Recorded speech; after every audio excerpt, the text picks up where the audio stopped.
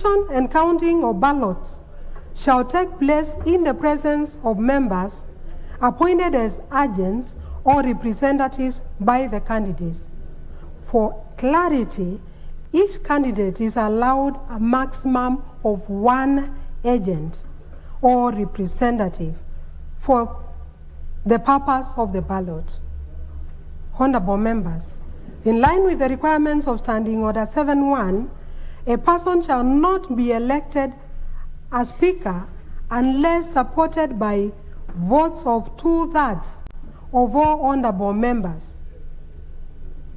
The House is reminded that this 2/3 threshold is not a constitutional requirement, but a procedural step to ease the election of a Speaker on the first round of the ballot. The procedural threshold applies only to the first round of voting and does not affect the quorum required for the commencement and continuation of the sitting and the election. Honorable members, pursuant to the provisions of Standing Order 7.2, in the event that no candidate is supported by the votes of 2/3 of all members at the first round of voting, the candidate who receives the highest number of votes and the candidate who receives the next highest number of votes shall alone stand for election in the next round. The candidate who receives the highest number of votes in the second round shall stand elected Speaker. Honorable members, we have arranged the voting booths next to the dispatch table. There are two booths on each side of the table. Members on my right hand side will cast their ballots in the voting booths placed on the side of their side at the table, and vice versa for the members on my left. Honorable members, before the House proceeds to vote, I wish to remind the House that this particular voting is by secret ballot. Members are not allowed to display their marked ballots to the House or to the galleries. Members from the media are also reminded to observe Rule 3 of the broadcasting rules in the first schedule to the standing orders. And for the avoidance of doubt, the said rule provides as follows, and I quote, "Wide angle shots of the chamber shall be used during voting and division, and no shot shall be taken so as to show the manner in which a member has voted in any secret ballot." Having explained the voting procedure, I now wish to direct the Chief Sanjara Terms to open the ballot box and display it to the honorable members.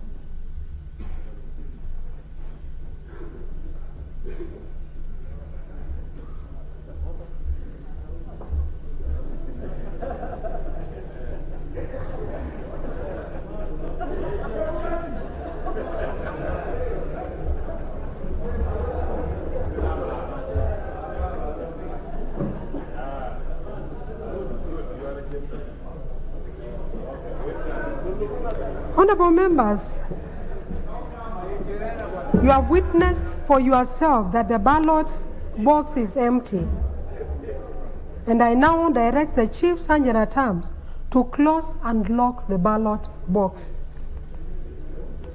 The next step before we start to call out names for members to come and vote is to inquire of the House of any member designated by the candidates as their agent or representative, which is strictly one agent or representative per candidate. If any, I request them to step forward and approach the table so that we can proceed.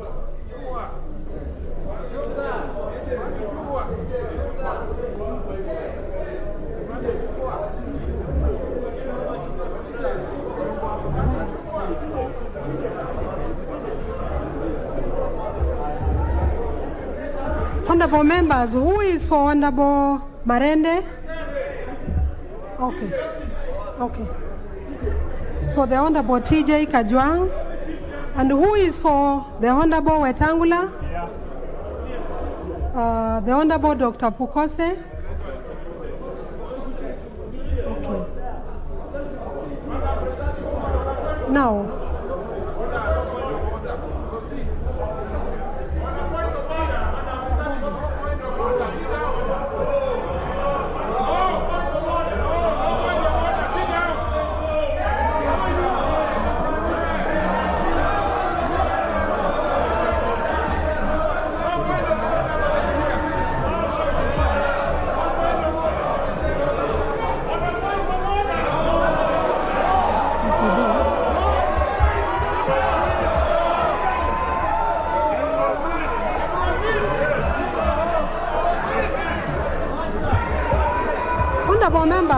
honorable members, we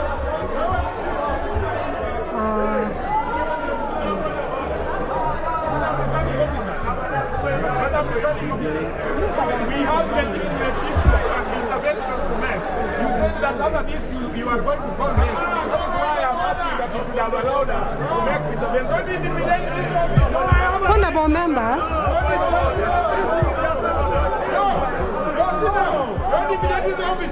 those people that will sit down.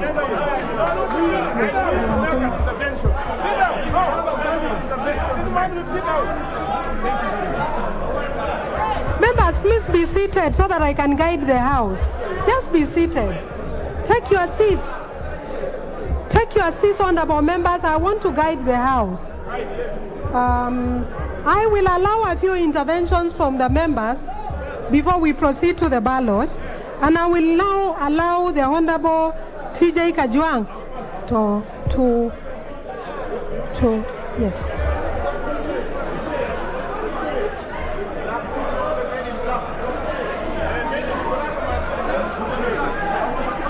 Yeah, I will give you.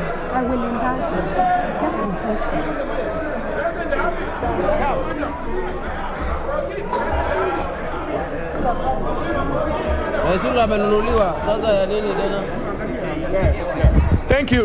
Thank you, Madam Returning Officer.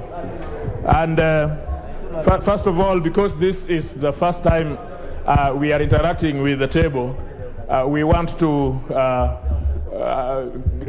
thank you for preparing elaborately this House to enable to accommodate all of us. I have a constitutional fundamental issue to raise. And members who have been here before and members who are joining us for the first time, this is a debating chamber.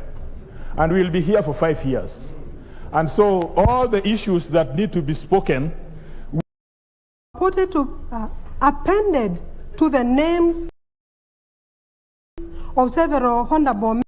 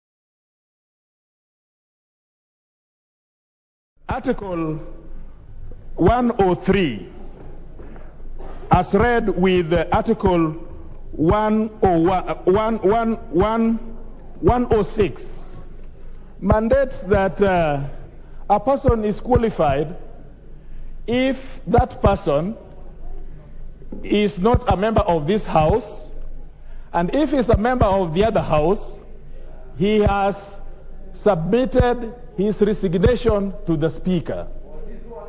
No, just give me time. You are an old man. You are an old man. No, don't say so. Use parliamentary words to me. Now, Madam Returning Officer, as much as I've been able to check out, the member who is number 4 is actually an elected senator of the other house. Now, if he is elected member of the other house, he ought to have presented this resignation to the Speaker. I have learned reliably that that person presented this resignation letter on 9th of August to the Speaker, allegedly to the Speaker of that house. Now, if you look at Article 10, when you look at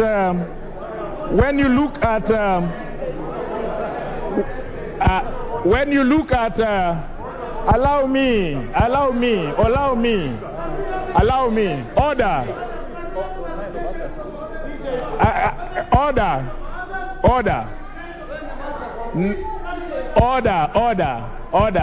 A day after the elections. I'm explaining myself, please. Now, the Speaker to whom he allegedly delivered his resignation letter was already an elected governor. It means according to the Constitution, 103 says that the term expires on 102 at the date of the general election. The term of this house and the term of the other house expired on 8th, not on 9th. The term of the Speaker of that house expired at that time when that person was elected as governor. It means that on 9th, there was no Speaker to whom the candidate would have given his election papers. So the fact of the matter is that if you have an office without a substantive holder thereof, then that office is no office. So if, as I am reliably informed, that he tendered his resignation to an office without the substantive member being the substantive holder of that office being validly in that office, then he resigned to no Speaker. I ask you, Madam Returning Officer, because this is he's a returning officer. By law, he's a returning officer. That is what he is. Yes? This is an issue which is not only important to us, but important to all those other candidates who have a valid, some of them who are not in this house, who have a valid responsibility to ask. The last one, and this may draw a lot of protestation from somebody who does not like my thinking, and in this house, we must not like each other's thinking. The same person that is the candidate, there is a valid resolution of this house. There is a valid resolution of this house, which in record, saying that that particular person is not eligible to hold a public office in Kenya. Madam Returning Officer, this is a house of records. This is a house of records. There is a resolution of this house, passed by this house, implementable by this house, that the person should not hold a public office arising out of matters concerning integrity. So in both those grounds, I ask you, Returning Officer, to find that one Moses Wetangula is not eligible to be a candidate for the Speaker of this House. I thank you so much. Speaking in this house is very easy.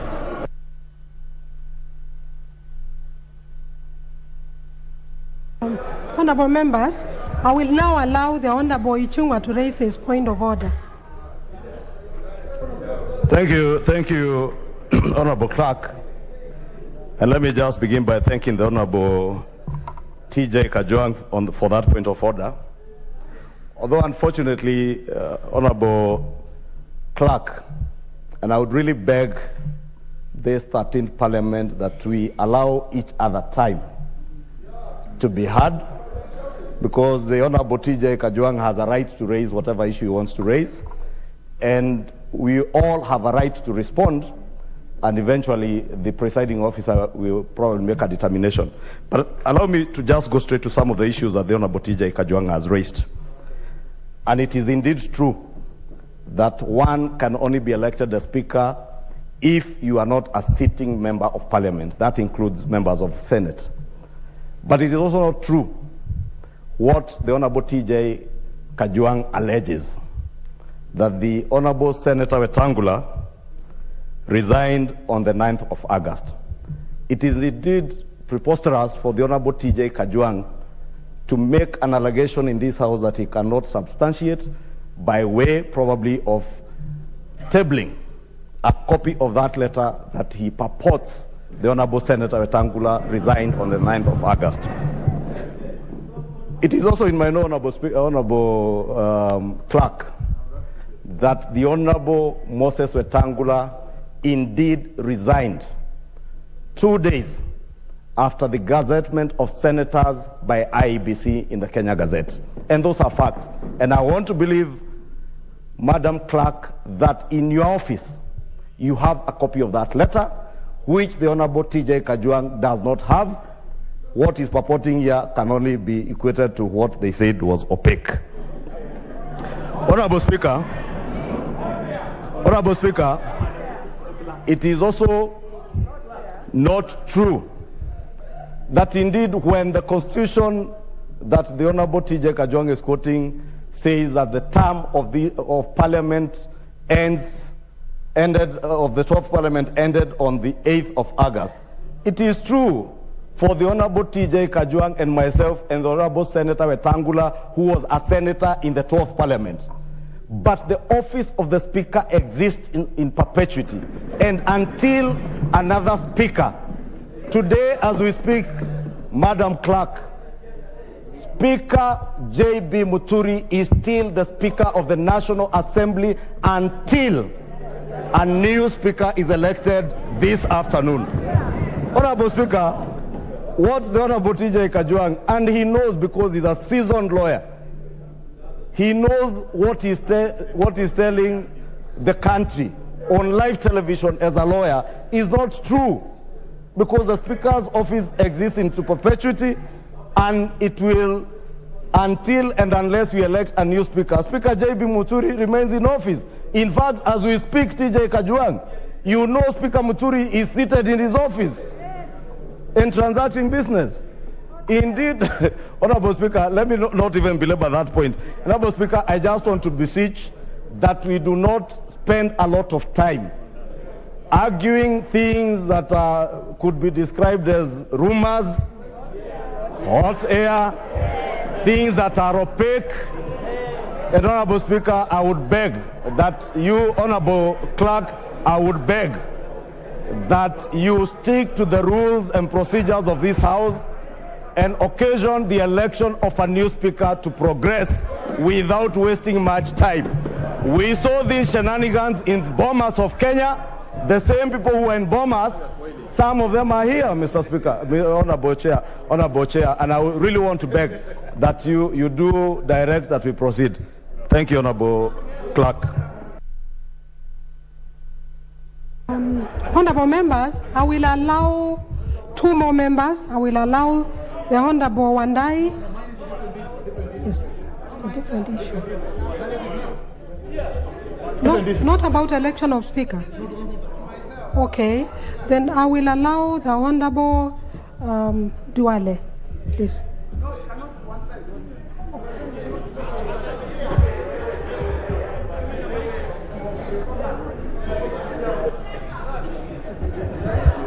Honorable Madam Acting Clerk, and the returning officer. Madam Acting Clerk, and I think I want first to ask the House that it's great to welcome the new members and everybody here in the 13th Parliament. Honorable TJ, and I really want us to listen to each other, and then at the end of the day, we will vote. Honorable TJ raised two issues, and Honorable Ichungwa answered one. Honorable Madam Acting Clerk, I want to refer you to Article 74 of the Constitution. And it says, before assuming a state office, or acting in a state office, or performing any function of a state office, a person shall take and subscribe the oath of or affirmation of office in a manner and form prescribed by the third schedule under an Act of Parliament. Madam Acting Clerk and the presiding officer for this afternoon,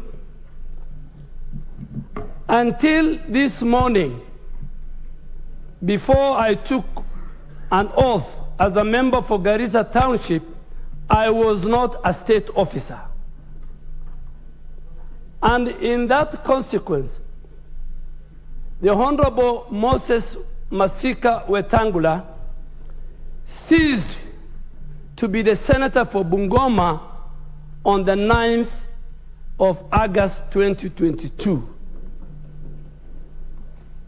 From the 9th of August to this afternoon, the Honorable Moses Masika, before he submitted his resignation, is a senator-elect. Is a senator-elect. And so is not a state officer. And in that consequences, Madam Acting Clerk, in fact, my submission to you is that based on Article 74 of the Constitution, and that you become a state officer on the basis when you take an oath or an affirmation, Honorable Moses Wetangula, Senator-elect, was not under any legal or constitutional obligation even to resign. Resign from what? Resign from what? Because he is not a state officer.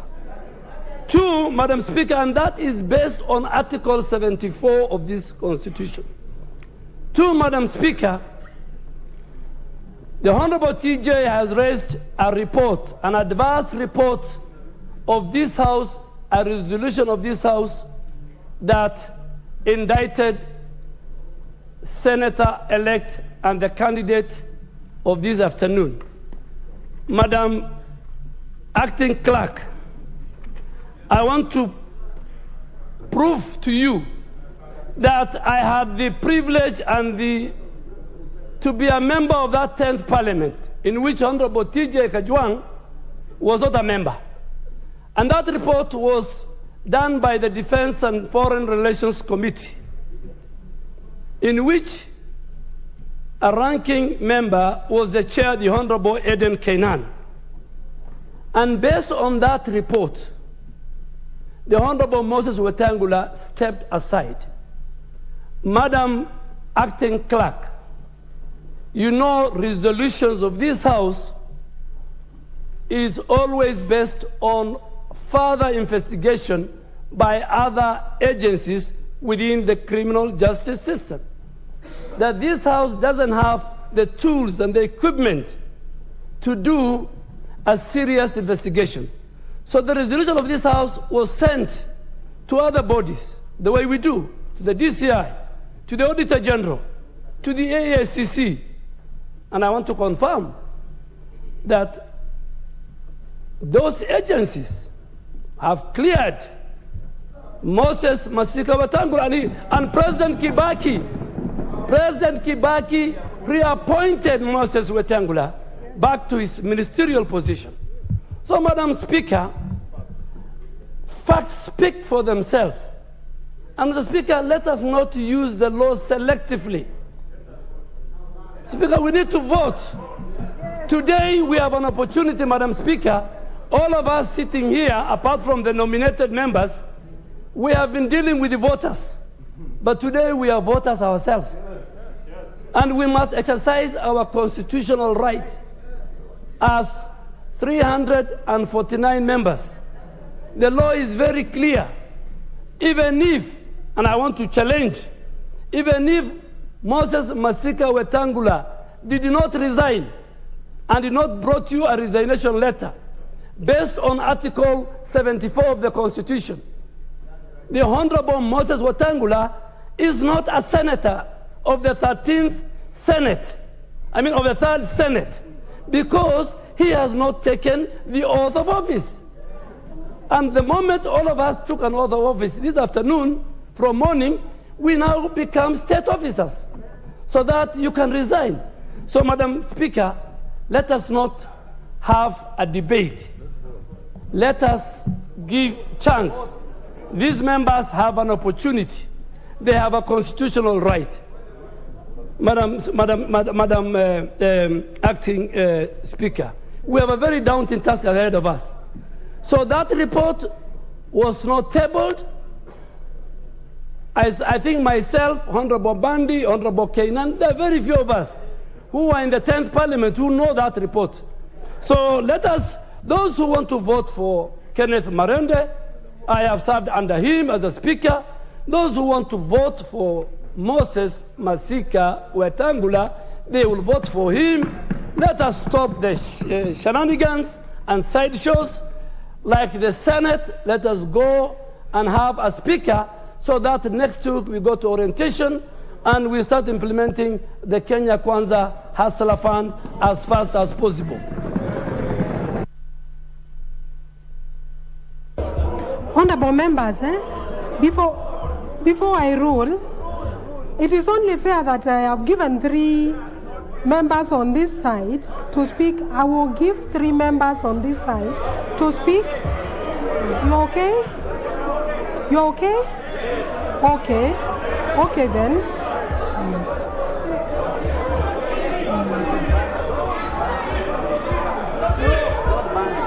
I will allow the Honorable Bandi, please. Let me give the Honorable Bandi. Thank you very much, Madam Presiding Officer. Madam Presiding Officer, allow me also to, she's presiding over the elections. She may be returning officer. I don't know whether she was gazetted or she gazetted herself. But I also want to take this opportunity to congratulate all members who have made it to the 13th Parliament. I know it was not easy, but having said that, allow me just to say one thing. Madam Presiding Officer, this matter, I think, even if it may not be resolved today and we'll proceed and vote, it is something that the people of Kenya need to look at. At what point would an elected member be considered a member of Parliament? By the time, that is your opinion, let me speak my opinion. I'm intelligent enough. Assuming office is not the same thing as being elected. The moment the returning officer in your electoral area pronounces you as elected, it is only the court of law. It is only the court of law which can reverse that decision, whether you take oath of office or you don't take oath of office. Once you have been elected, pronounced as such, gazetted in the Kenya Gazette, as a senator, you become a senator elect. Whether there is elect after your name or the senator, it is still there. So this is a matter that cannot just be wished away. In fact, I think the people of Kenya made a mistake when we passed this constitution. There is a law, when you look at the constitution, just a minute, when you look at the constitution, Madam Presiding Officer, the constitution speaks to no one can be a member of Parliament if you are a state officer, but goes ahead to exempt serving members of Parliament from running. Now the same should have happened. I don't see why a sitting member of National Assembly cannot run for the office of the Speaker and resign after being elected. That is what happened in 2008 when Kenneth Otiato Marende was the MP for Emuhaya. So if something is wrong with our laws, we need to accept it. Let us not speak, just take sides. You took an oath just a few minutes ago to protect this constitution. There is a problem in the constitution. We need to fix it. But as it is today, there is gray area. And therefore, Madam Presiding Officer, whether you let Honorable Moses Wetangula run or not, the people of Kenya will have to deal with the elephant in the room, that there is a problem with that provision of the law requiring even sitting members of parliament to resign before they become the Speaker of either House of Parliament. I submit my case. Let us vote. Let's vote. Thank you very much, Acting Clerk. I'd like to thank you. And I'd just like to say that I believe in freedom of speech. But I just want to rise, Madam Clerk, pursuant to Standing Order number 83, as read together with Standing Order number 107. I'm very surprised that you've been allowing people who have been in this house for some time just to rise on points of order based on no particular order. You know, you know, like my very good friend Honorable Mbadi, I respect him a lot, but he just rose on no point of order. But you know, there was no debate. There's no debate. There is no bill. There is no bill in the House, Madam Acting Clerk. I would like to say this. One, Madam Clerk, you have issued a statement. My very good friend, the Honorable TJ Kajwang, who is a lawyer like myself, he knows that once you have issued a statement, your statement is either factual in accordance with this House and standing orders and the Constitution, or he gives further information that he has. But he cannot bring third-rate hearsay into this House to challenge your statement. You know, your statement cannot be challenged on the basis of what somebody has heard. You must produce documentary evidence to countenance your statement. In the absence of that, Madam Clerk, you should rule everybody out of order. May I read, Madam Clerk? According to Standing Order 107, a member commits an act of disorderly conduct of that member if he deliberately gives false information to the House.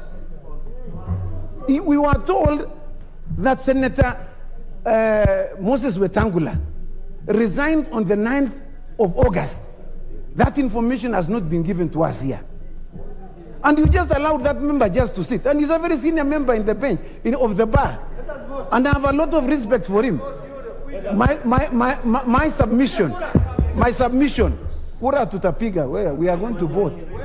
My submission, Madam Clerk, in the absence of any documentary evidence contrary to your statement, I submit that we vote. Thank you.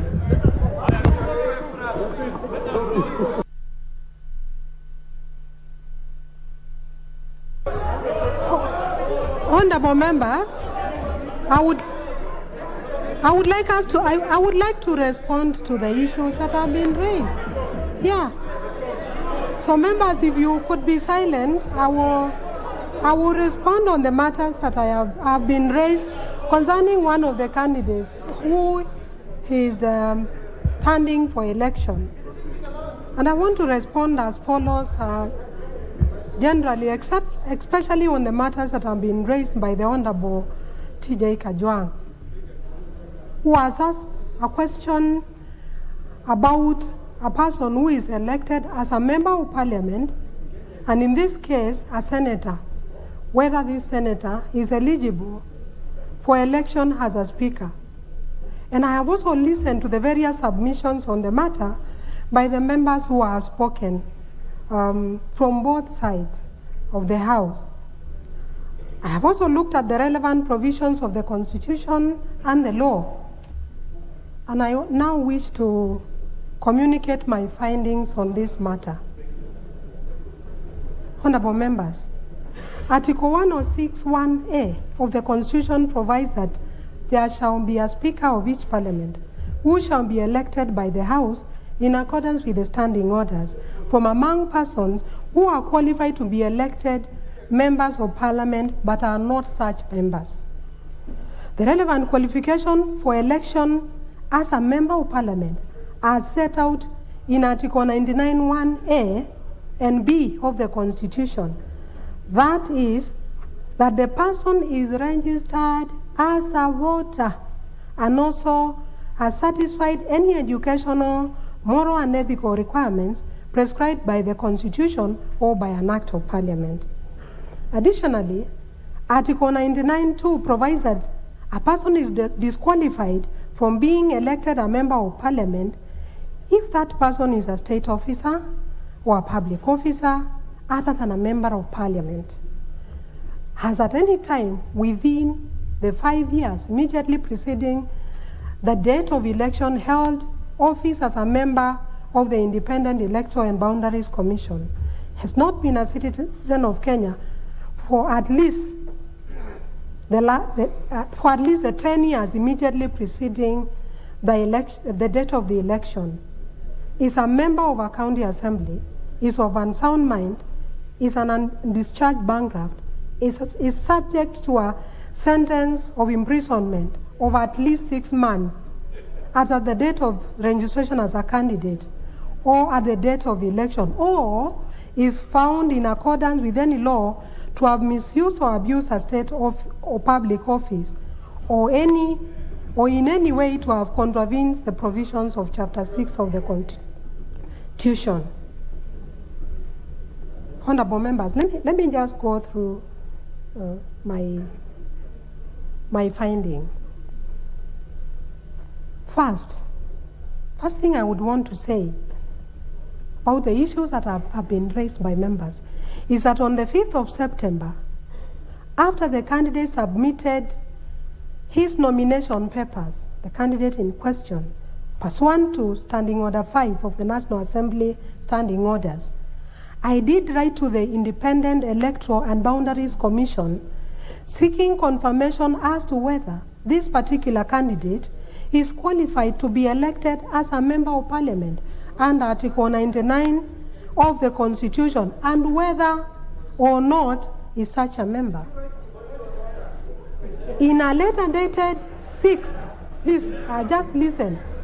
In a letter dated 6 September 2022, the Independent Electoral and Boundaries Commission wrote back to me, confirming that pursuant to Article 99 of the Constitution and Section 24 of the Election Act, number 24 of 2011, Moses Masika Wetangula is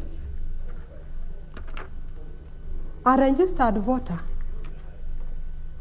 Fact number 00 105 121 119 09 45 11 in Kambuchai constituency, and the IEBC indicated that he is duly qualified to contest for election as Speaker of the National Assembly.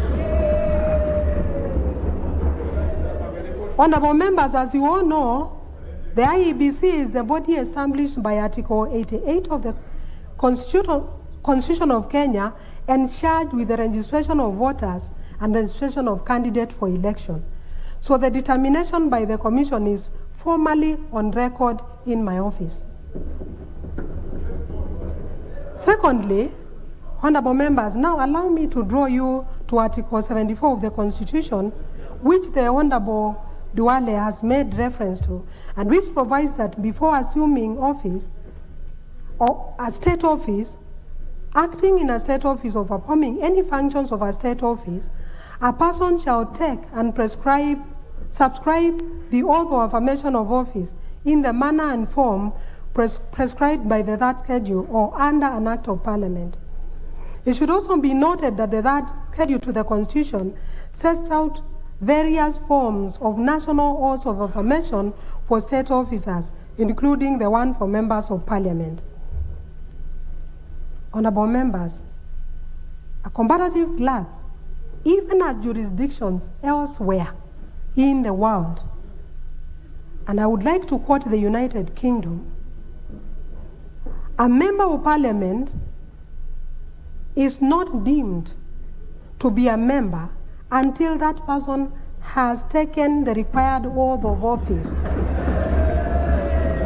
In the United Kingdom, honorable members of both houses of parliament are required by law to take an oath of allegiance to the crown. And MPs cannot take their seat, speak in debates or vote or receive a salary until they have taken oath of affirmation. In fact, in the UK, the seats could be declared vacant if you make such a mistake.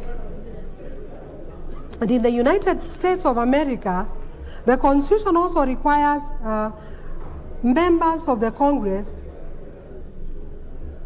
to take and to be bound by an oath of office of affirmation as such. So members usually take the oath before they have assumed office. In view of the stated provisions of Article 74 of the Constitution, members, it is clear that a person who has been elected to serve as a member of parliament retains his status as a member of the public until they assume office as a member of parliament by taking or subscribing to the oath of affirmation of a member of parliament as set out in the third schedule to the Constitution. And lastly, honorable members, let me finish. In any event, even if we were to overlook the provisions of Article 74 of the Constitution relating to the assumption of office, as I have enumerated, and argued that there was need for the senator to resign from office, may I now confirm that I am in receipt of a letter dated 29 August, written by the Honorable Moses Masika Wetangula, addressed to the Speaker of the Senate, in which he communicated in writing to the Speaker of the Senate his decision to resign from his position as a senator-elect for Bungoma. Now, this letter is addressed to the office of the Speaker of the Senate, which by virtue of the provisions of Article 106(1)(2) only became vacant when the new Senate first met today. So the spirit of the Constitution espoused under Article 103(1)(c) is that the seat automatically becomes vacant upon receipt of the resignation of a letter, and there is no corresponding obligation imposed on the Speaker to accept or decline the resignation. Therefore, honorable members, in the present circumstances, and guided by the provisions of Article 74 of the Constitution, and the letters from the Independent Electoral and Boundaries Commission and from the Honorable Moses Wetangula, I have satisfied myself that the Honorable Moses Masika Wetangula is qualified for election as a Speaker of the National Assembly. The House is accordingly guided.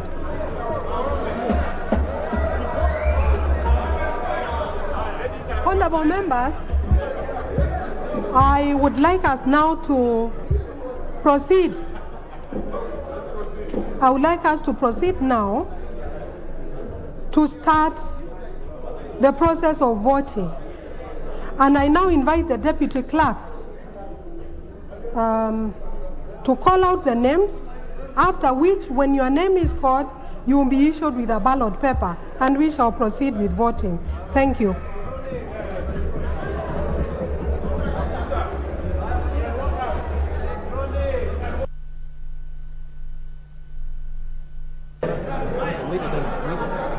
You're not on record. Duale Aden Bare.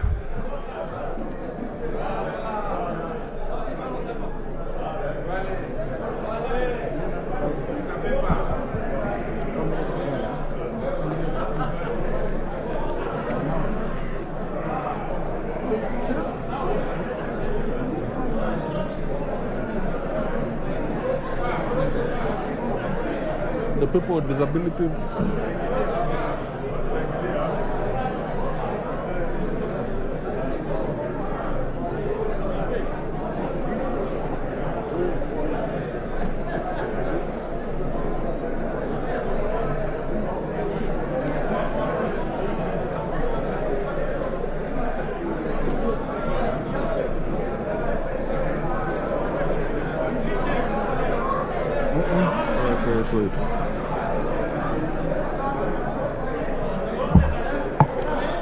Ngongo John Badi.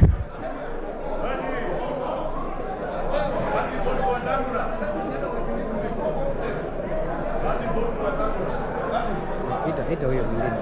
Umemwita Badi? Mwita Badi. Mwita Badi dole kwa. Mwita. Maalim Farah.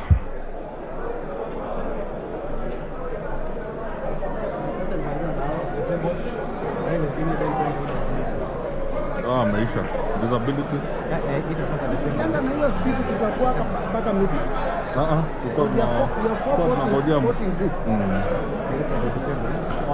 Mumo Rose Museo, Wetangula Timothy Wanyonyi, Lomwa Joseph Samal.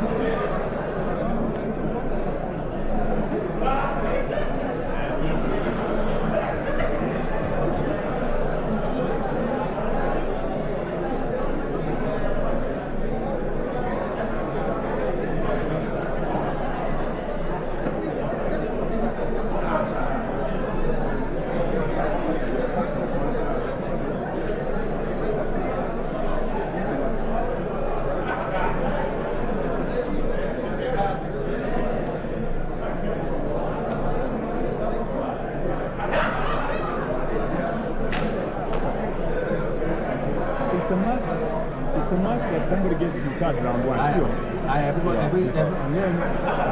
then we'll go to round two.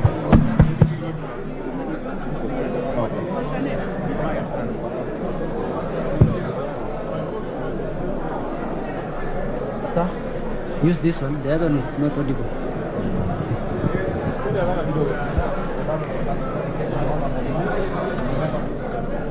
Hold on.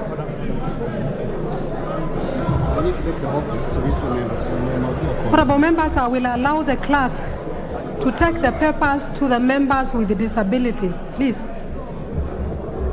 That is the Honorable Lomwa Joseph Samal, the Honorable Masara Peter Francis, and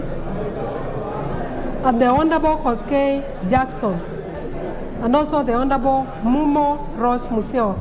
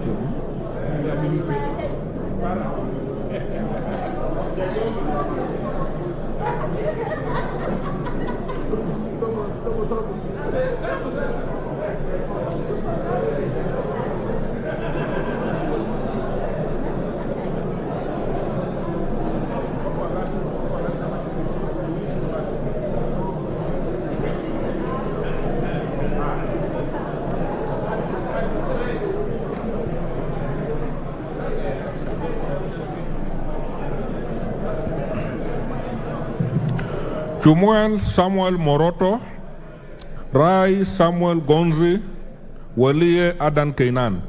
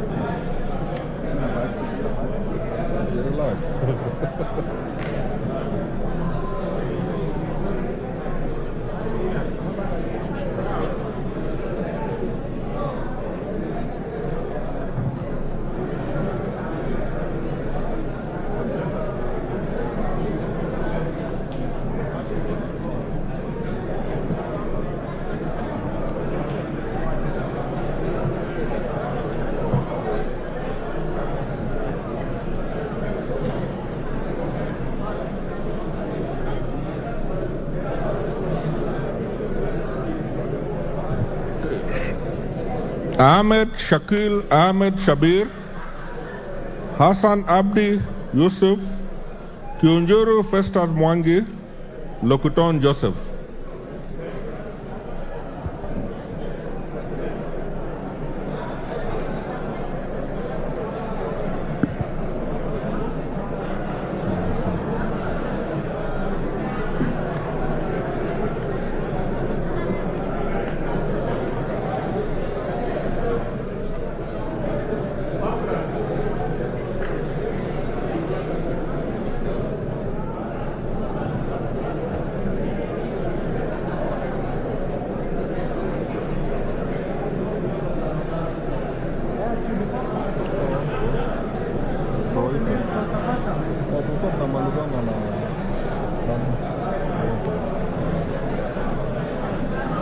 Mbiuki Jafet Biriki Kareke, Odhiambo Mili Grace Akot, Sirma Musa Cherutich, Wanjala Rafael Sauti Bita.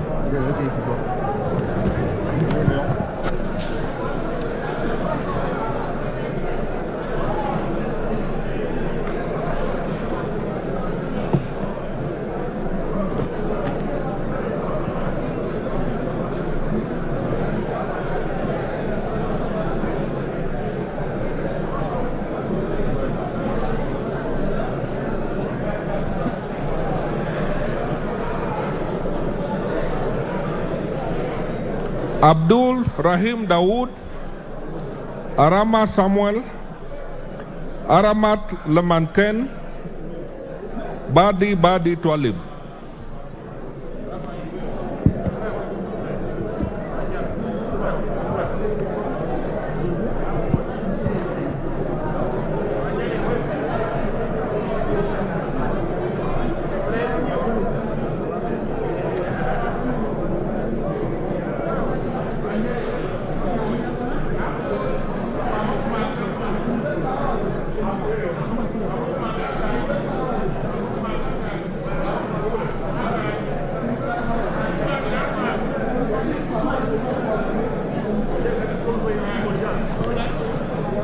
Ochieng David Kagongo, Chege Sabina Wanjiru, Chepkonga Kiprono Samuel, Chesebe Fred Kapondi.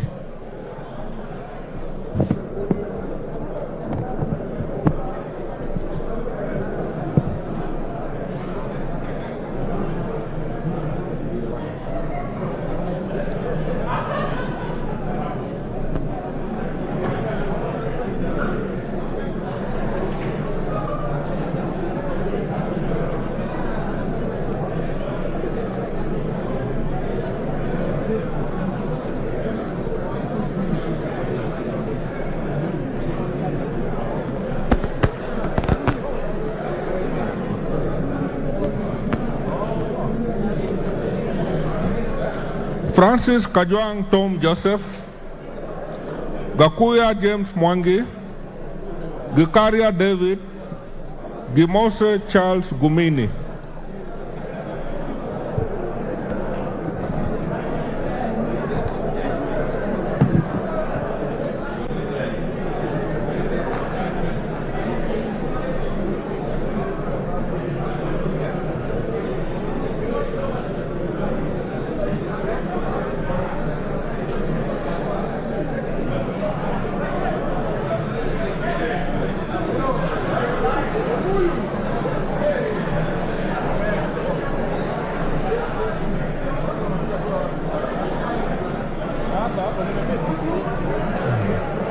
Ichungwa Anthony Kimani, Injendi Moses Malulu, Kaluma George Peter Opondo, Kanchori Elijah Memusi.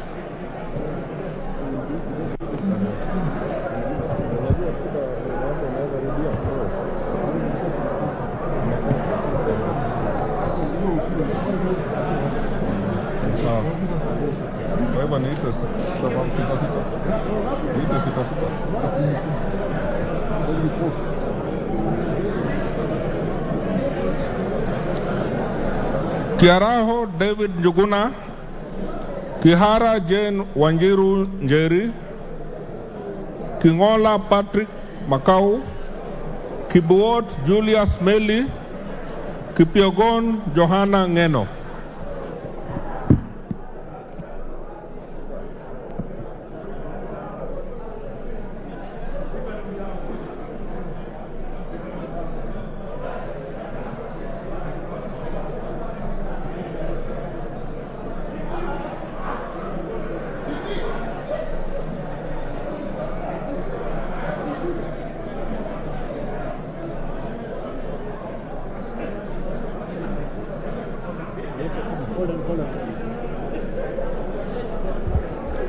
Honorable members, a question has been raised by a member. I just want to give you guidance because a member has raised concern about how to mark the ballot paper. And the standing orders 6 of our National Assembly standing orders provide that you are supposed to mark the ballot paper by placing a mark in the space opposite the name of the candidate. I would urge members to put a tick or an X, but any other mark would be a mark. But put an X or a tick, but just a mark would be sufficient. You will not be disqualified. Yes, yes. Put a mark inside the place provided for you to mark. I would appreciate a tick or an X, but any mark is accepted.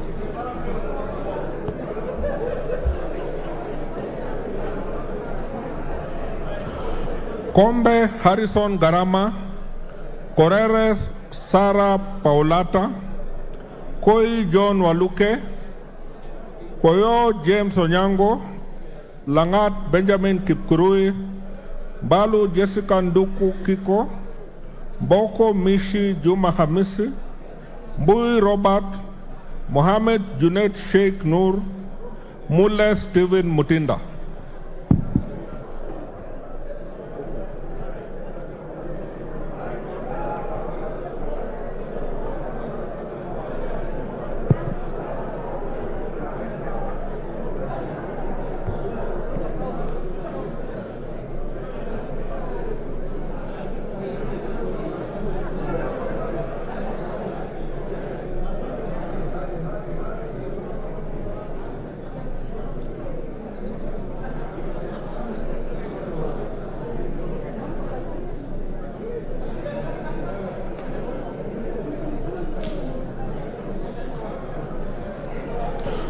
Mulu Makali Benson, Mosau Vincent Musioka, Naika Johnson Manya, Nanok Daniel Epuyo, Nyamai Recho Kaki, Nyikal James Wambura, Ochieng David Ouma, Odanga Geoffrey Makoha, Odwor Christine Ombaka, Ogola Gideon Ochanda.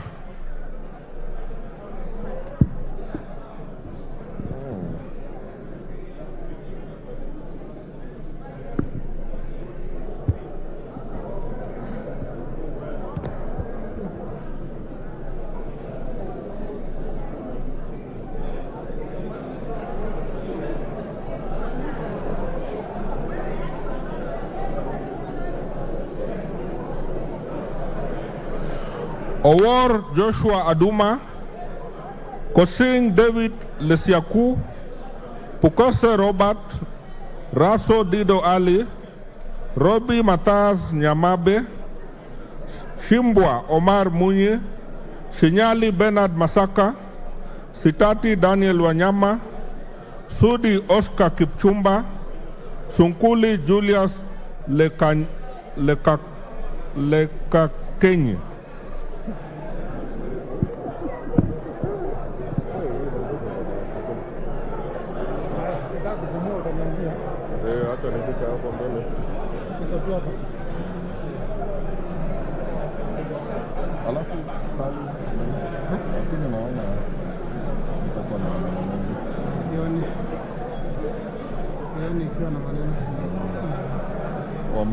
Unaona walishindwa Senate.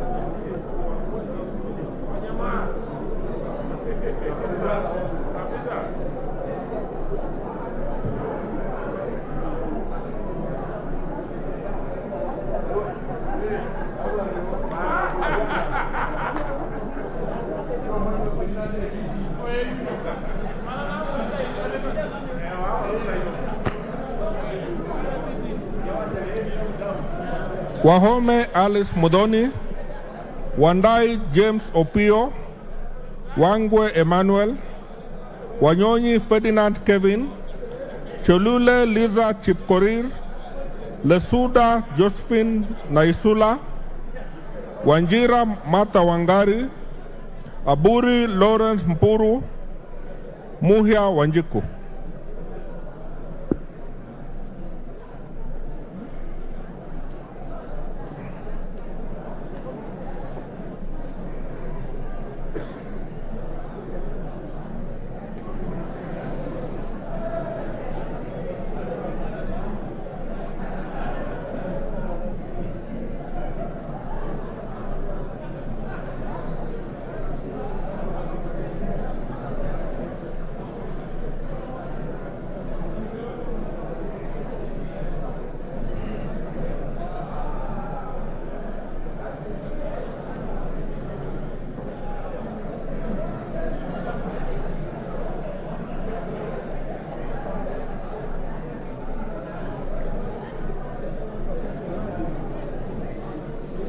Oundo Wilberforce Odiambo, Abdullahi Bashir Sheikh, Adagala Beatrice Kahai, Akuja Protas Ewasit, Alpha Miruka Ondieki, Amolo Paul Otiende, Atandi Samuel Onunga, Badar Salim Faisal, Baya Owen Ya, Bedzimba Rashid Juma, Buyu Rosa Akinyi.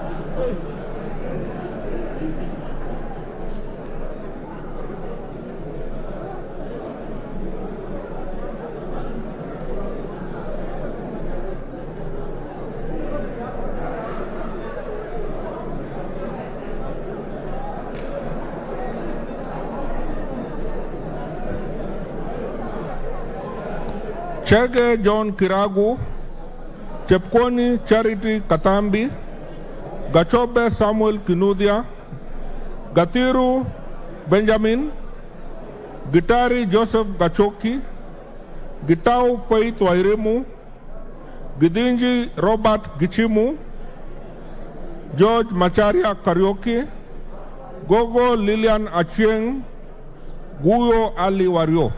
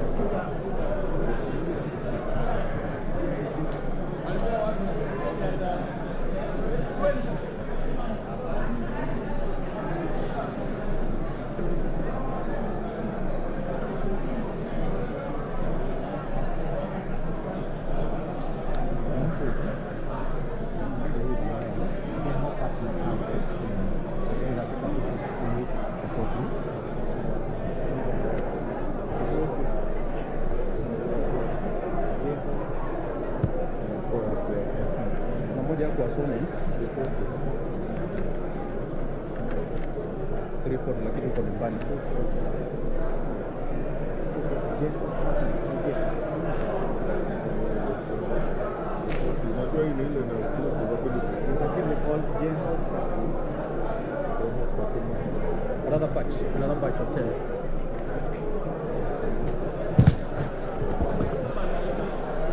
Jeho Fatuma Abdi, Hassan Kulo Maalim, Hiribae Said Buya, Kagesi Kivai Ogesi, Kahangara Joseph Mburu, Kalasinga Joseph Simiu Wekesa Majimbo, Kamene Joyce, Kamuren Charles, Kandie Joseph Chebiogon, Karani Stephen Washira.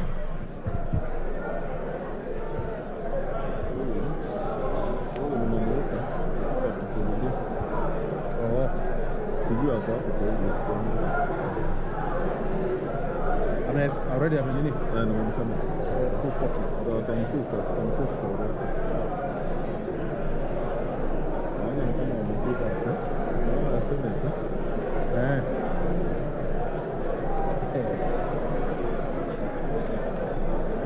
Tunaenda tu second round.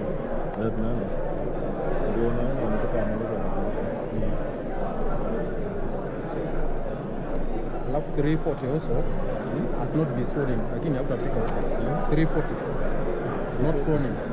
2 Bidu Mohammed. She was not sworn in. Bidu.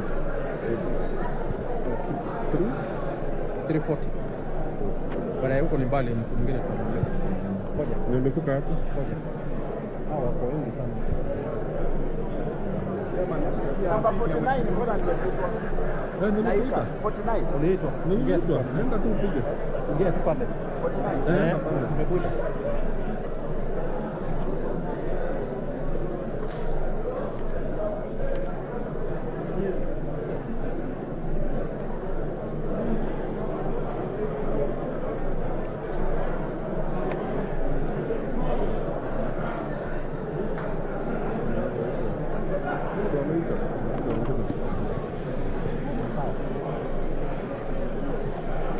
Karemba Eric Muchangi, Kasalu Irene Modoni, Kasait William Kamket, Katana Paul Kahindi, Kemei Justice Kipsang, Kemero Maisori Marwa, Kimani Francis Kuria, Kimulu Joseph Kivinda, Kingara Simon Nganga, Kirima Moses Buchine, Kitty Richard Ken Chonga.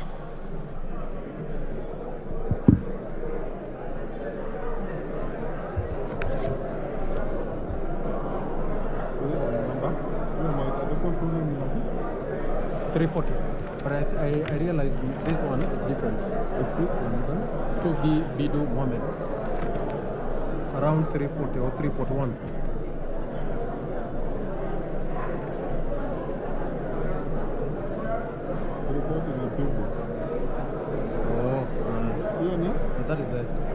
one was sworn in. One has not been sworn in. It's 340 also. I don't know why. It's the same number. Yeah. Not sworn in.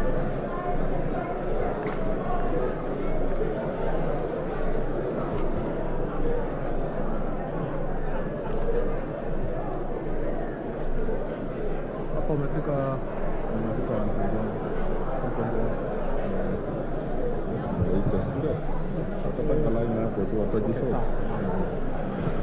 Koech Nelson, Kosgei Hilary Kiplangat, Kwenya Duku Zakari, Jackson Leku Montare, Peter Lochakapong, Luyai Kalebamisi, Mawade Julius Musili, Bai Nimrod Bituka, Mizigi Lydia Haika, Mohammed Ali.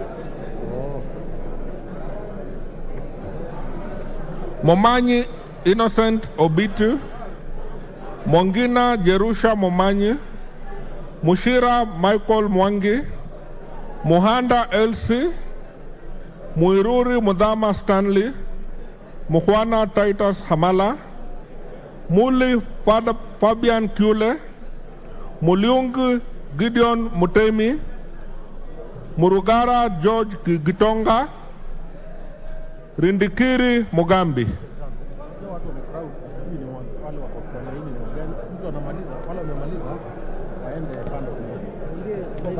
So that the only people who are there are the ones who are waiting.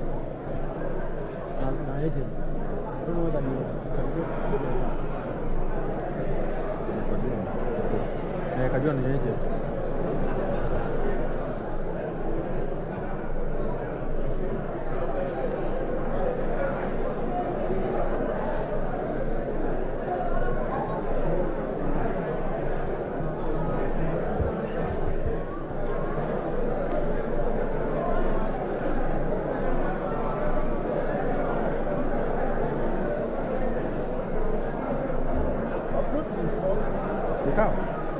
No, we are almost there. We are almost there. We are almost there. Members, please, I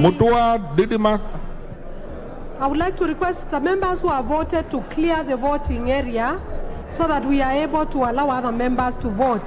Thank you.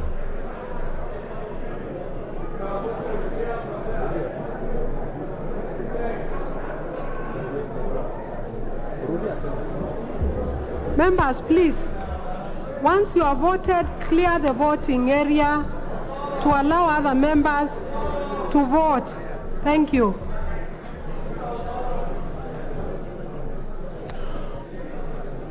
Mutua Didimas Wekesa Barasa, Mutunga John,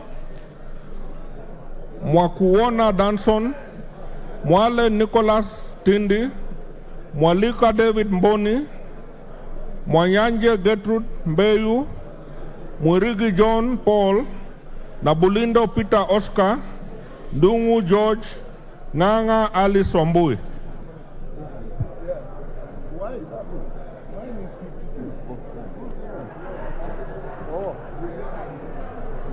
Lakini hadi vile vile hapo sikia.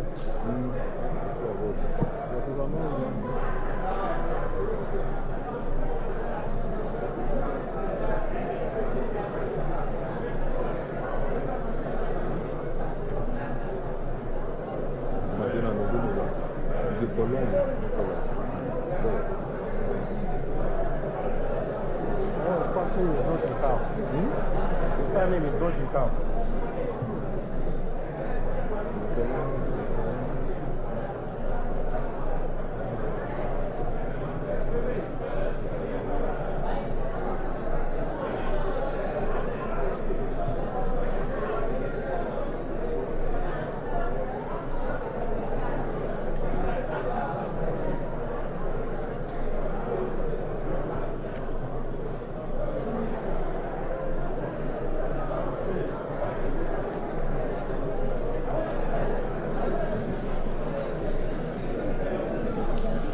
Ngikolong Nicholas, Nguna Charles Ngusia, Joroge Mary Wamaua, Ntwiga Patrick Munene, Nyamita Mark Ogola, Nyamoko Joash Nyamache, Nyenze Edith Veti, Nyoro Samsung Ndindi, Zamba Tadeas Kitua, Nzengu Paul Musimi.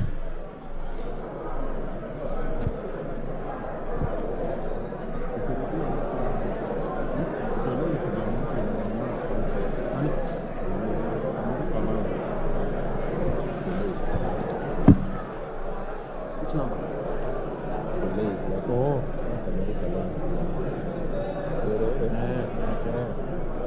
Hiyo ndio shida sana.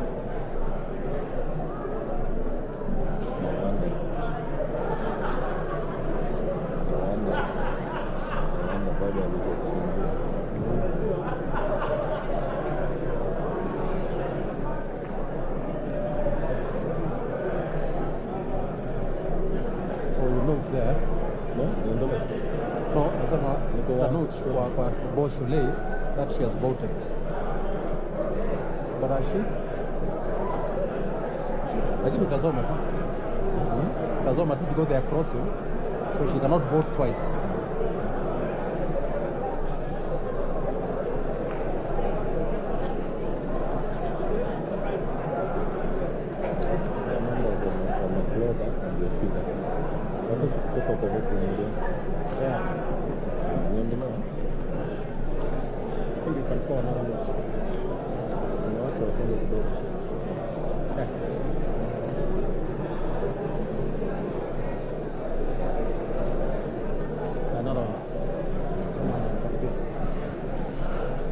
Ndioka Erastus Kivasu, Obare Eve Akinyi, Obo Ruwaida Mohammed, Odege Tom Boya, Odiambo Elisha Ochieng, Odoyo Okelo Jared, Oku Edward Kaunya, Okwame Andrew Adipo, Oluosh Anthony Tom, Omboko Milemba Jeremiah.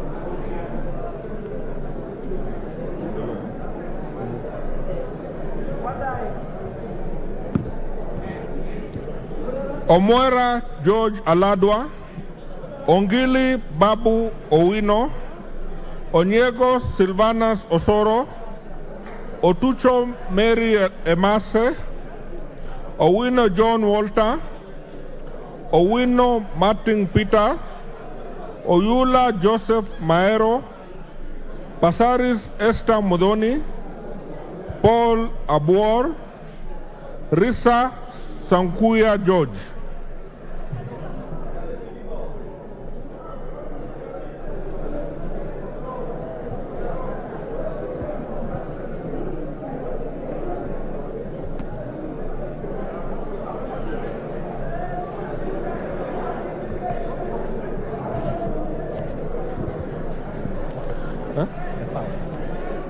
Sane Ibrahim Abdi, Sholei Gladys Bos, Shurie Abdi Omar, Sitenei Janet Jepkomboy, Tandaza Kasim Sawa, Tongoyo Gabriel Koshal, Tonui Joseph Kipkoske, Washira Rahab Mukami, Wamasukuru James Gidua.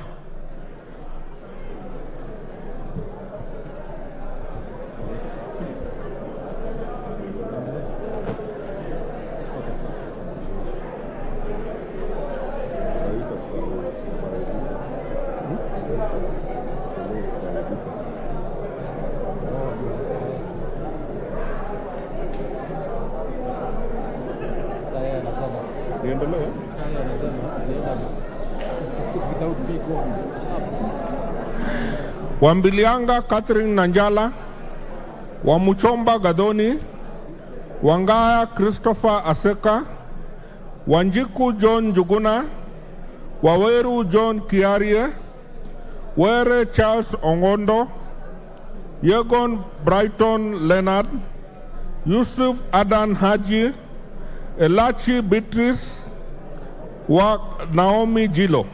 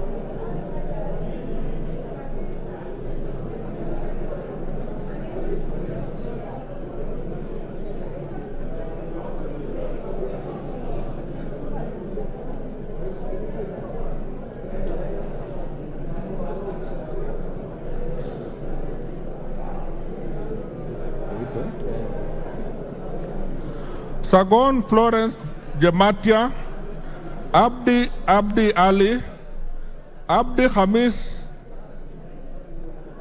Abdirahman Hussein Mohammed, Abdirahman Mohammed Abdi, Abdullahi Amina Dika, Aburi Donya Doris, Ado Mohammed Adan, Ali Abdisarat Khalif, Barasa Patrick Simiu, Barongo Nolfason Obadia.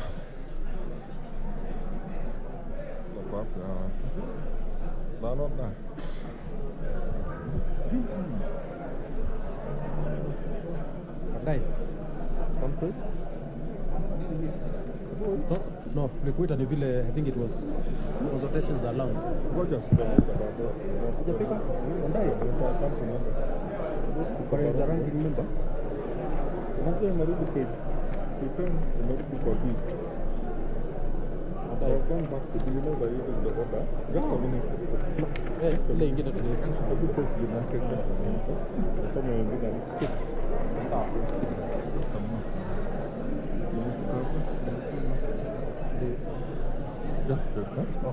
Bare Hussein Abdi, Bato Phyllis Jepkemoi, Basil Robert Ngui, Diego Paul Kibuchi, Bisau Morris Kakai, Bona Mumina Golo, Busia Ruth Adiambo Odinga, Buire John Okano, Caroline Jepto Chebor Paul Kibet. Lukweta Mheshimiwa, 72. 72. Just get him to the line.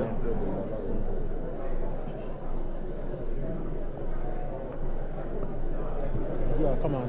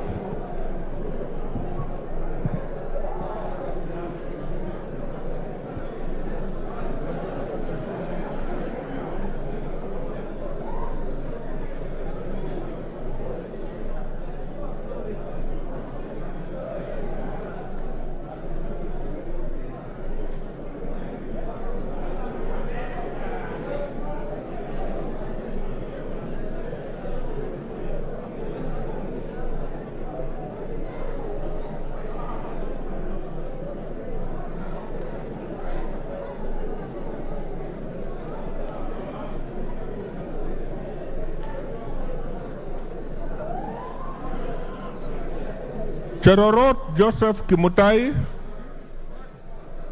Chiforomodo Mangale Munga, Chimba Zamzam Mohammed, Denar Joseph Hamisi, Dabolen Pamela Njoki, Emate Joseph, Farah Yusuf Mohammed, Gachagua George N, Gichoi Kagucha John Philip, Gichuki Edwin Mugo, Gisairo Clip Ombane.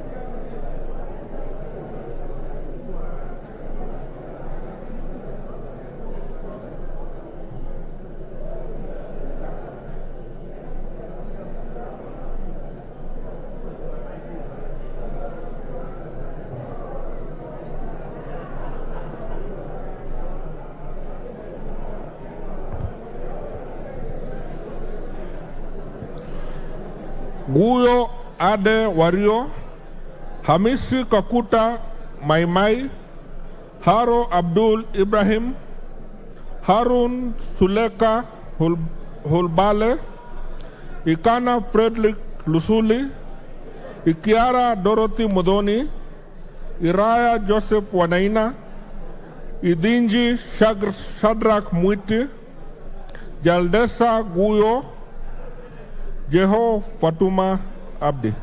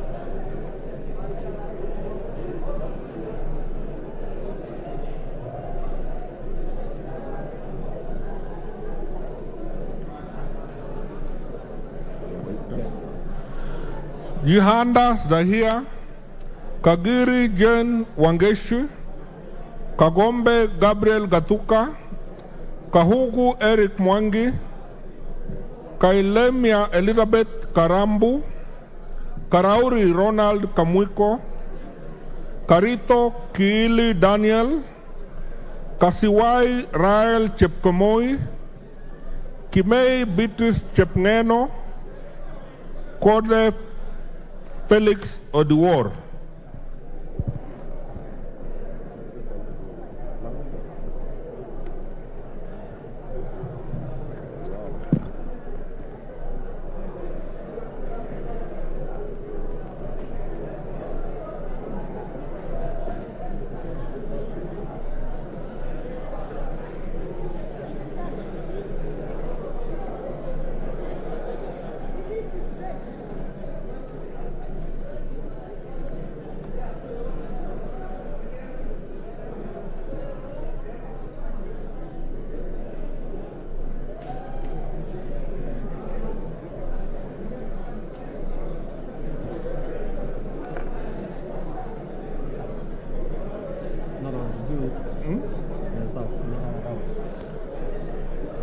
Kiamba Susan Dunge, Kibagendi Anthony, Kihungi Peter Irungu, Kilel Richard Cheriot, Kipkoech Gideon Kimayo, Kipkoros Joseph Makilap,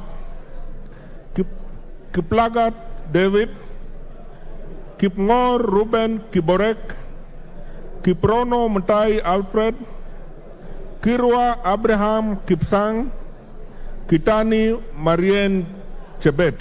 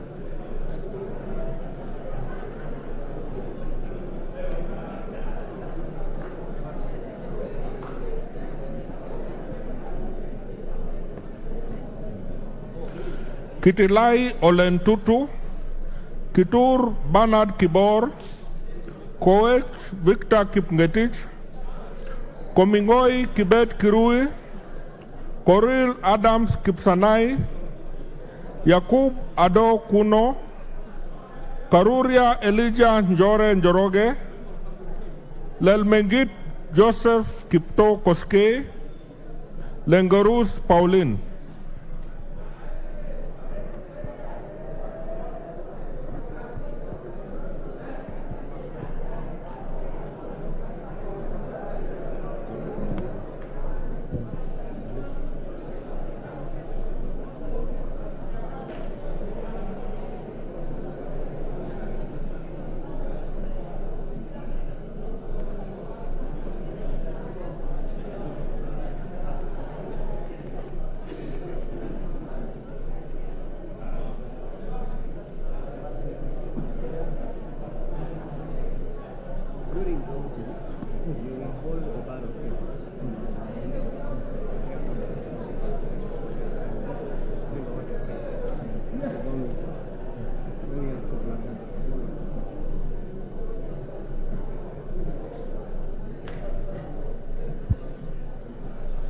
Letipila Dominic Eli, Lynette Chepkorir, Logova Sloya Clement, Titus Loti, Mnaiba Julius Taitumu,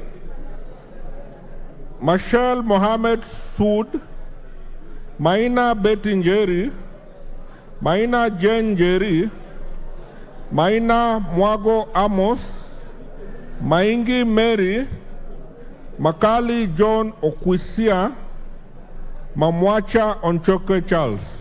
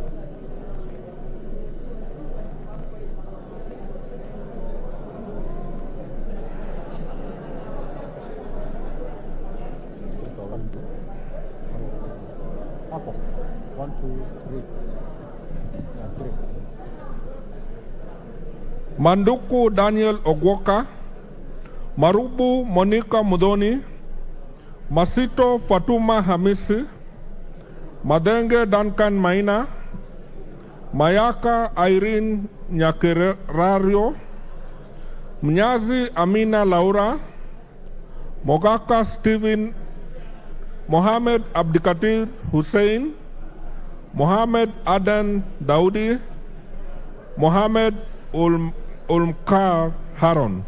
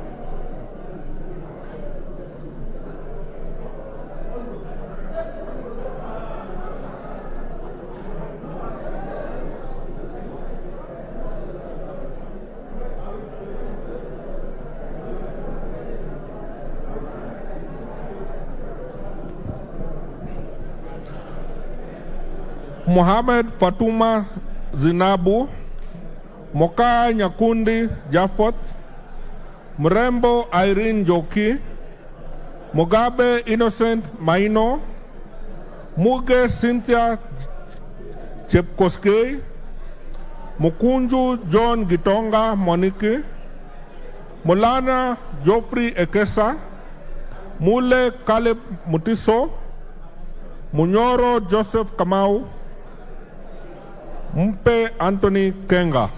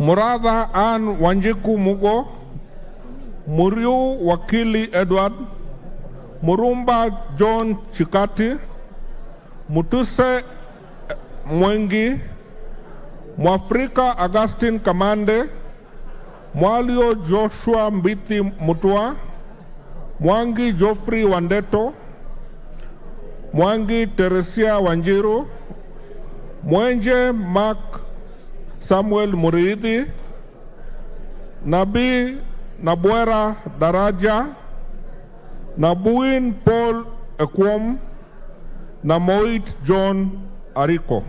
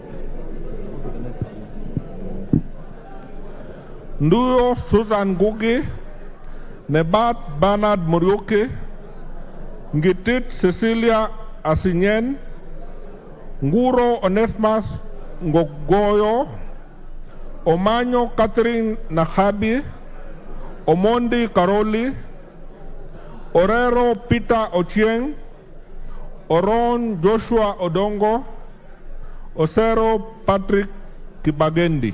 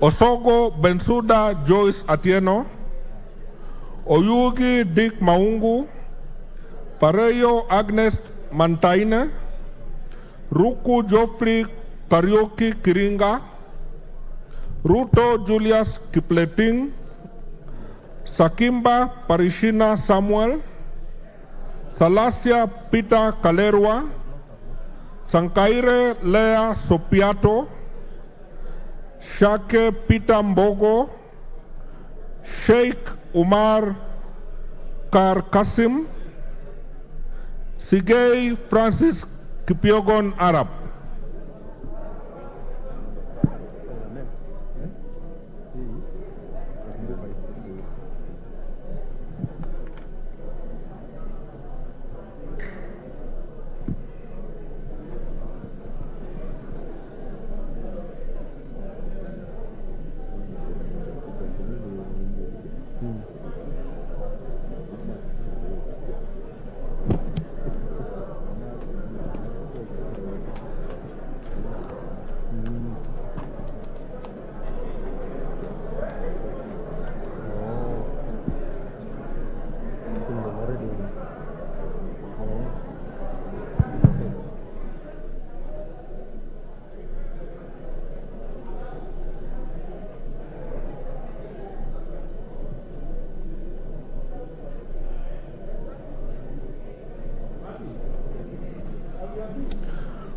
Siad Amina, Sioi Lilian Chibet, Tonkei Rebecca, Toroitish Timothy Kipchumba, Tungule Charo Kenneth, Wanaina Anthony Njoroge, Wanaina Michael Wambugu, Waidaka John Machua, Wamboka Nelson Jack.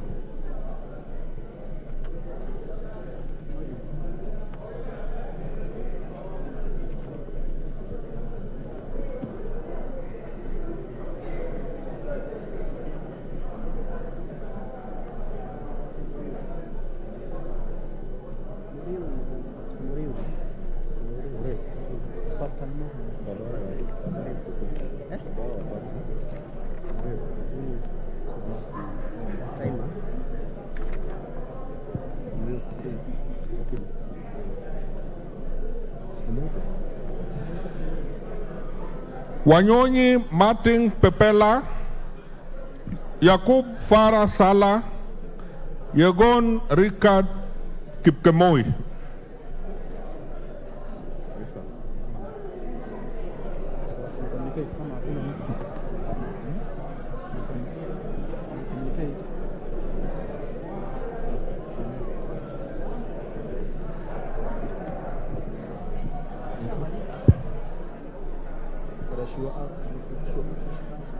She asked them to take their seats.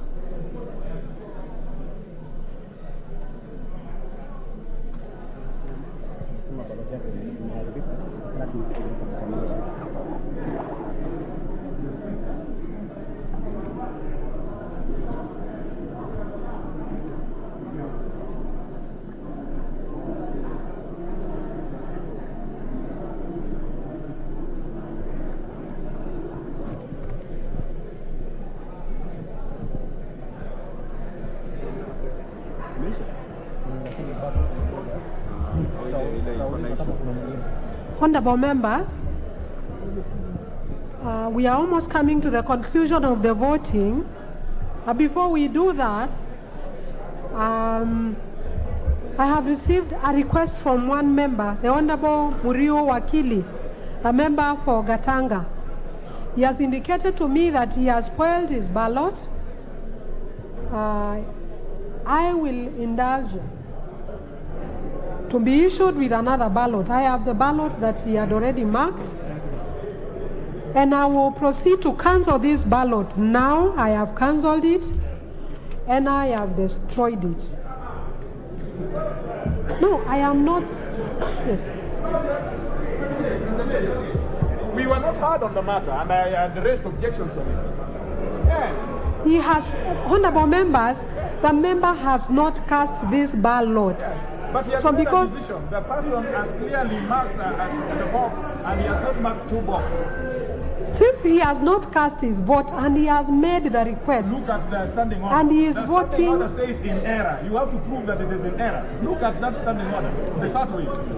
No. Ngoja kidogo. I'm doing my work as an agent. Look at that. It means you have to show that it is in error. Honorable members, to the best of my knowledge, voting is you vote by will. You vote for who you desire to vote for. So I will allow the member to pick another ballot and vote The guy voted elsewhere. according to his will. Yes.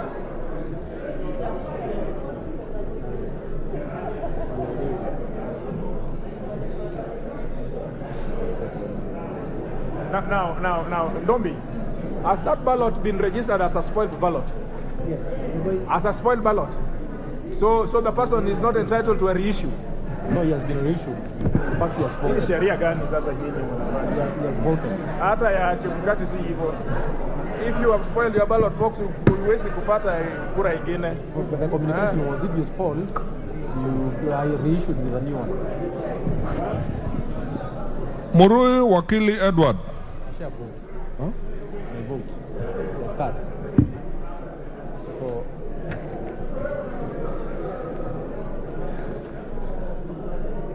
we should continue to the next. Ule share vote. Yeah, sawa.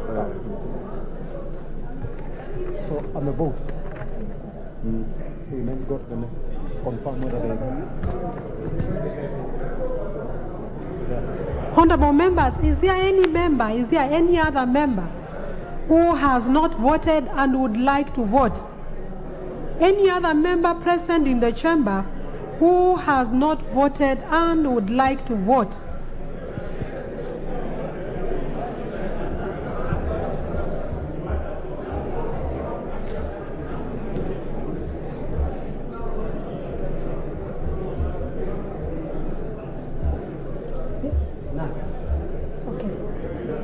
So, honorable members, it appears to me that the last ballot has been cast.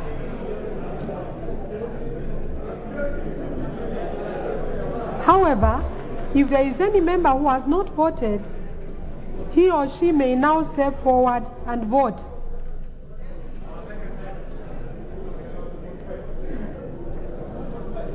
Is there any? Okay, there is none. So, honorable members, pursuant to Standing Order 6.6, it does therefore appear to me that every member present who wishes to vote has voted. Now, therefore, I invite the two agents, one for each candidate, to come forward and witness the counting. Witness the counting.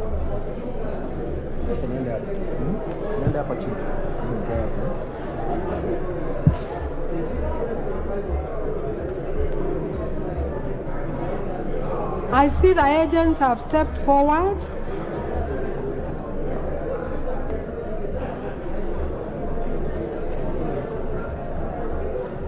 I now order that the ballot boxes be unlocked for examination of the ballot papers.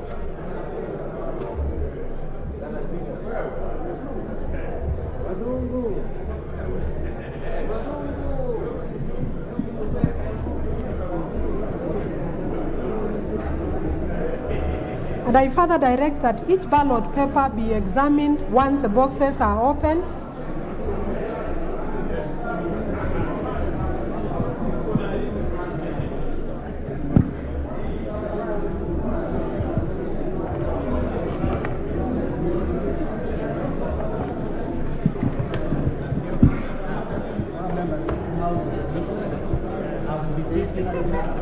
Officers, please proceed to count and tally the votes.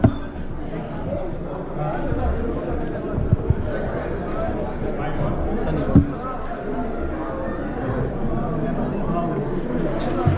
I will wake up on. Is it on? Okay. This is how we'll do it. I'll be picking a ballot paper. I display it. I read out the name. I display it. And then we have two officers who are holding the ballot papers. One is holding for Honorable Marende. The other officer is holding for Honorable Tutangula. We have officers here who are also doing tallying.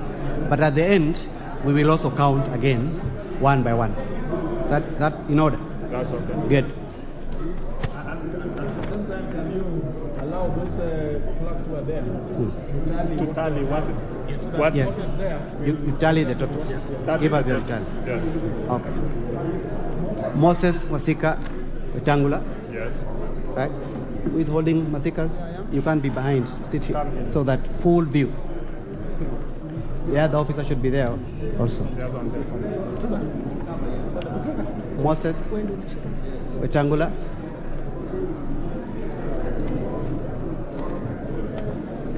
Kenneth Otiato Marende.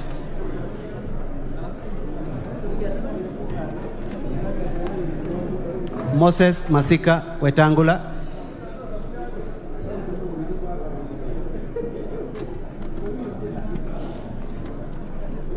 Moses Masika Wetangula.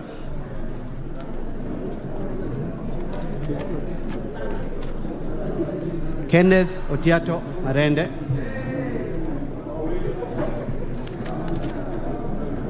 Moses Masika Wetangula.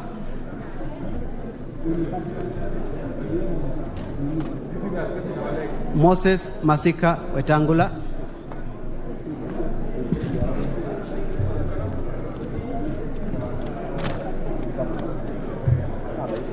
Kenneth Otiato Marende.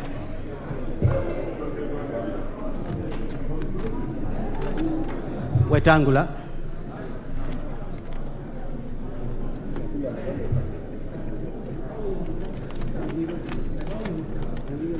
Marende.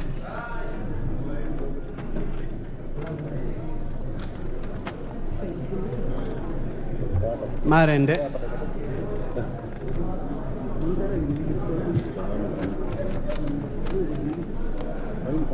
Marende.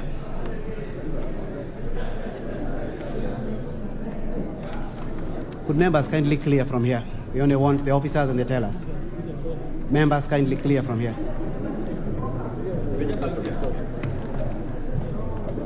Marende.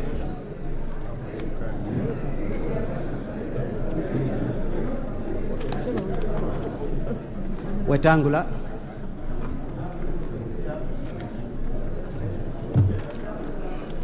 Marende.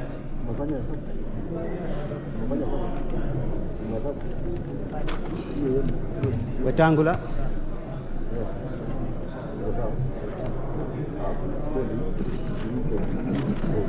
Marende.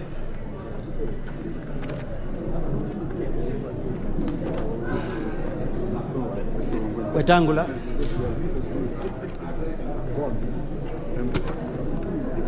Marende.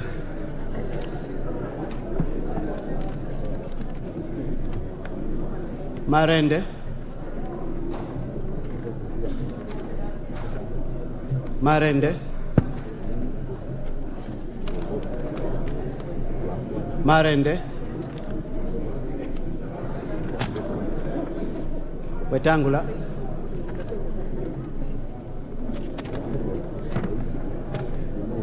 Wetangula. Wetangula.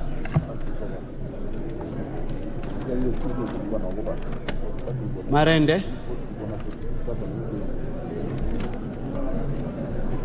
Wetangula.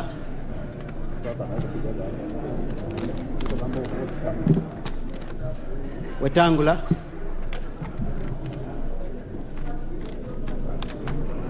Wetangula.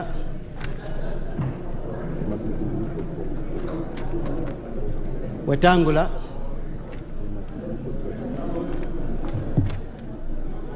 Wetangula.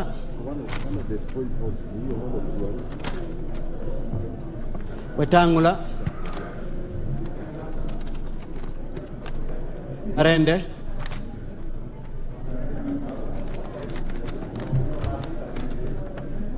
Wetangula.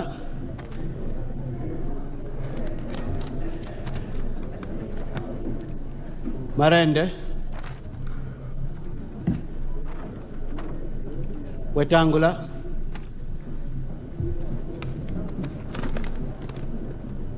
Wetangula.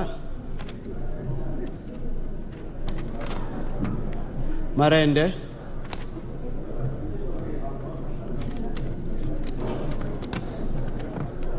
Wetangula. Wetangula.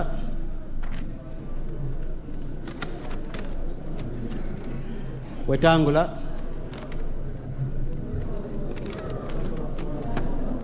Wetangula.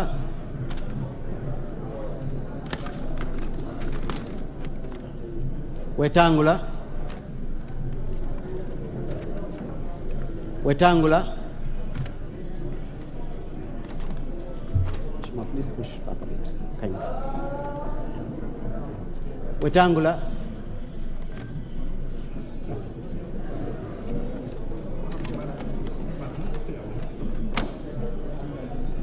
Marende.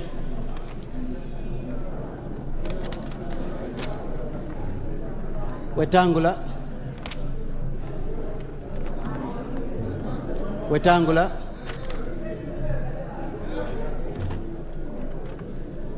Wetangula.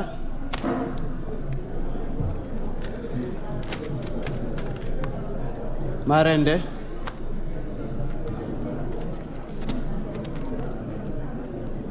Wetangula.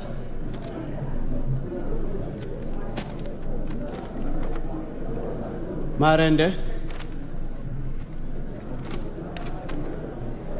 Marende. Wetangula.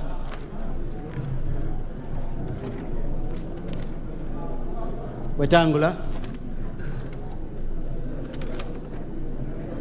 Marende. Wetangula. Wetangula. Marende.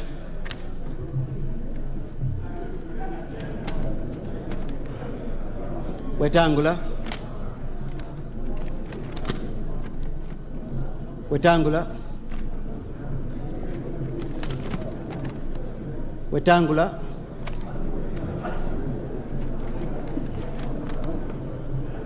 Wetangula.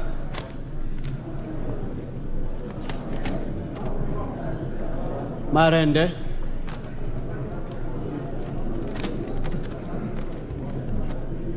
Marende.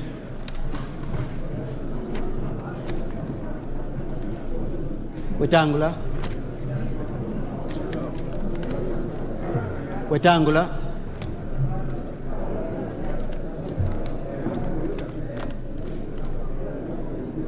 Marende.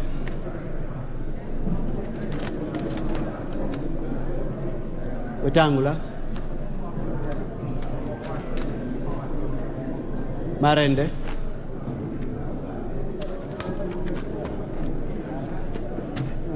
Wetangula.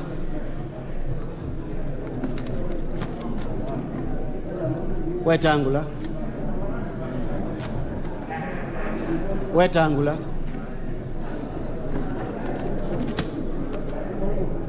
Marende. Wetangula.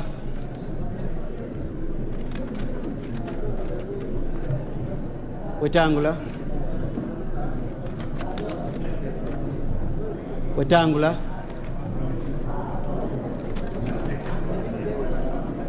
Wetangula. Marende. Wetangula. Wetangula. Wetangula.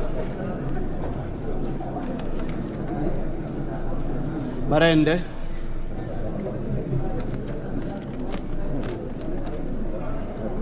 Wetangula.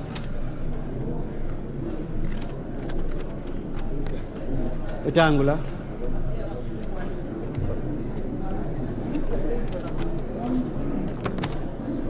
Marende.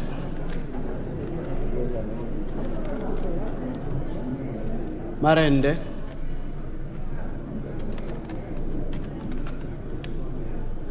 Wetangula.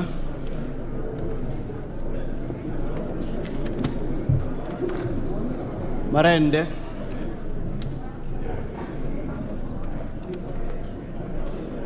Wetangula. Wetangula.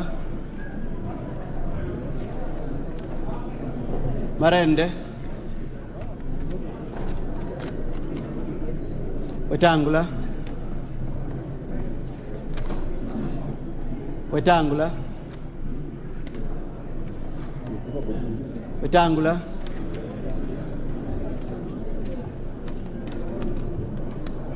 Marende.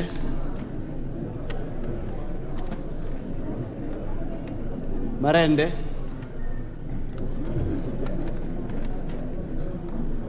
Wetangula.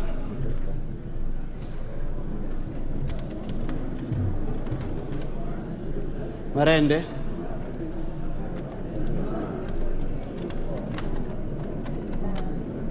Wetangula.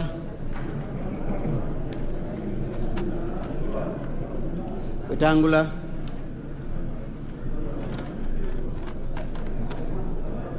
Marende.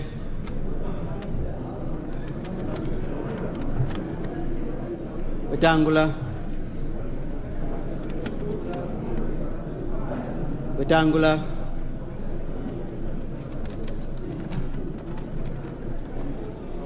Marende. Marende. Wetangula.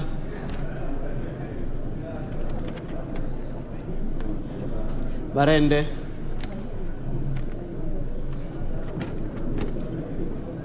Wetangula.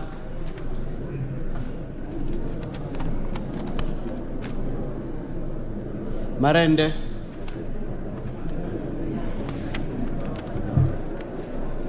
Marende.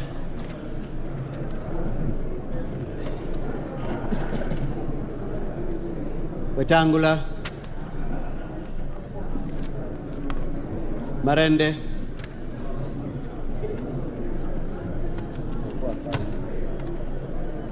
Marende. Wetangula. Wetangula.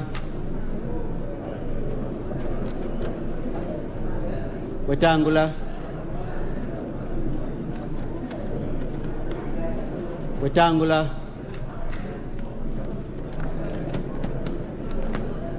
Marende.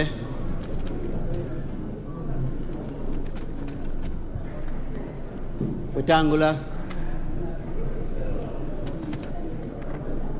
Marende.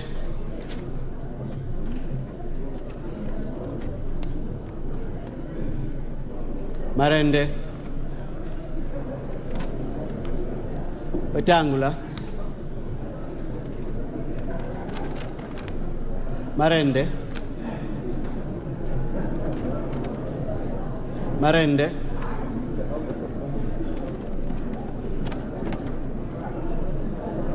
Wetangula.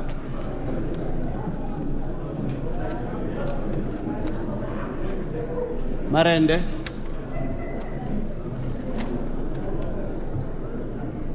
Marende. Wetangula.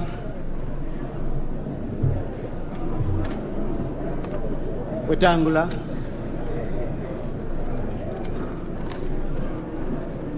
Wetangula. Marende. Wetangula.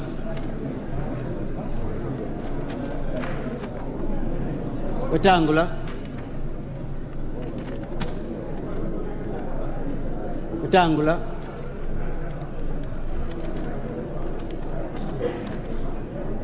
Marende. Marende. Wetangula.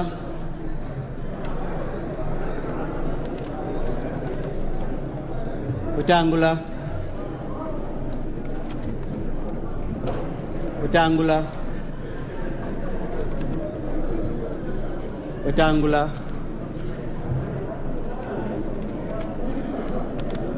Marende.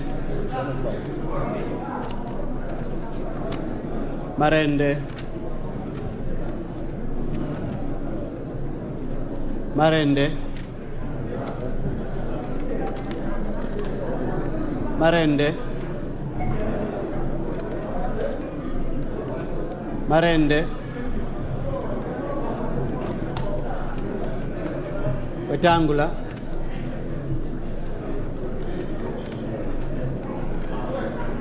Wetangula.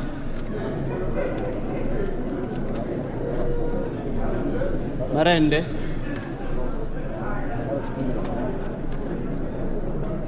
Wetangula.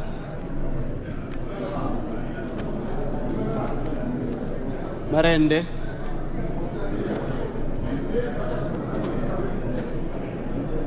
Wetangula.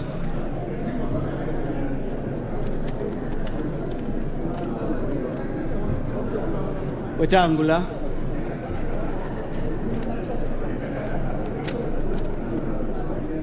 Wetangula.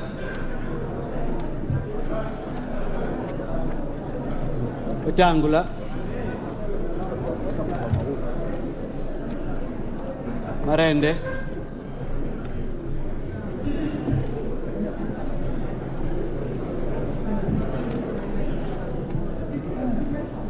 Wetangula. Wetangula.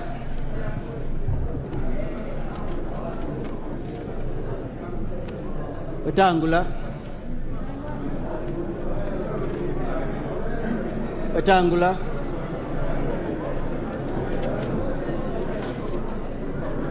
Wetangula.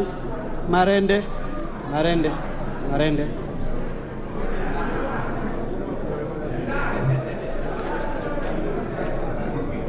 Wetangula.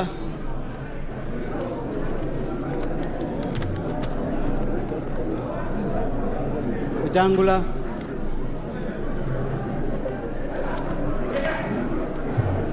Wetangula. Wetangula.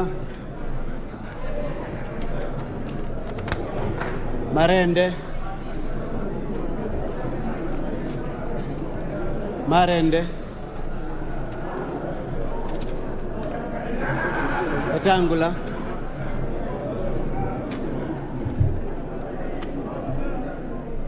Wetangula. Wetangula.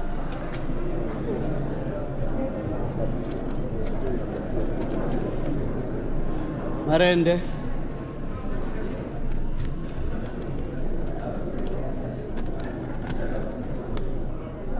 Wetangula.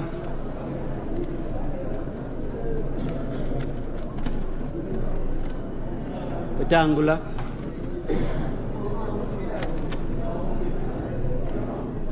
Wetangula.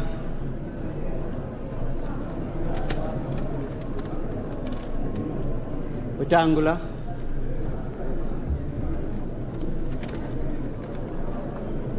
Spoiled.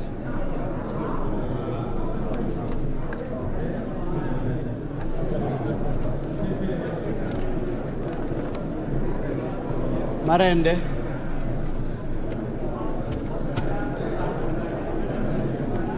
Wetangula.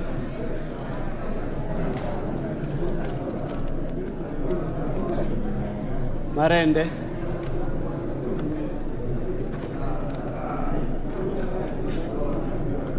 Marende.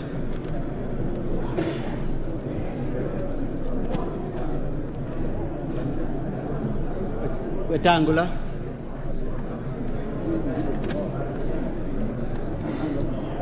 Wetangula.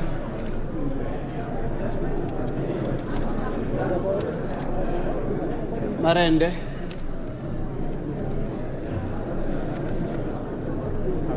Marende.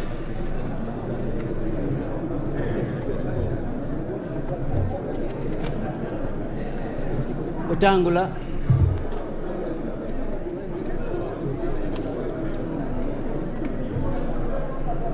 Marende.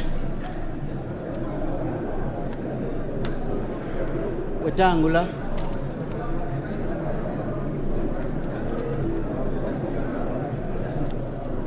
Marende.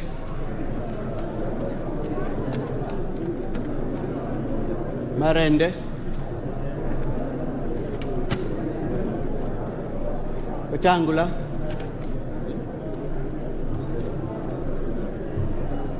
Wetangula.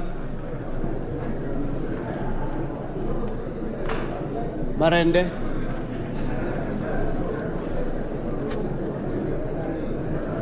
Marende. Wetangula.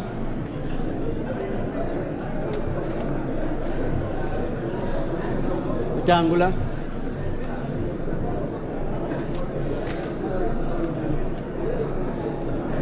Wetangula.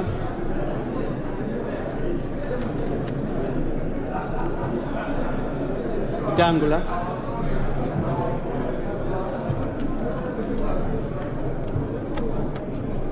Wetangula. Marende.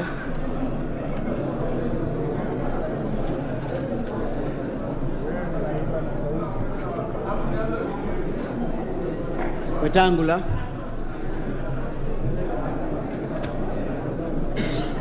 Marende. Marende.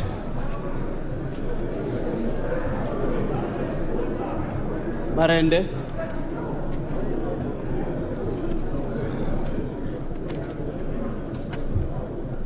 Wetangula.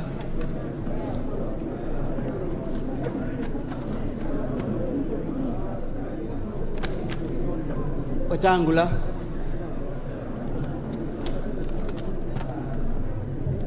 Wetangula. Marende.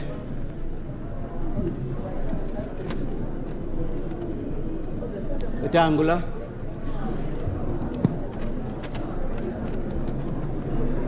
Marende.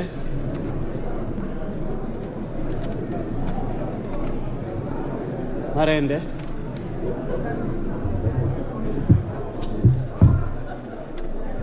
Wetangula.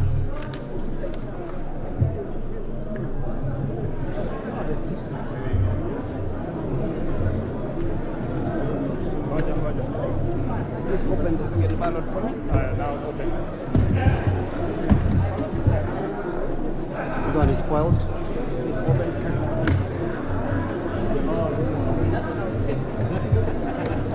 Hadi.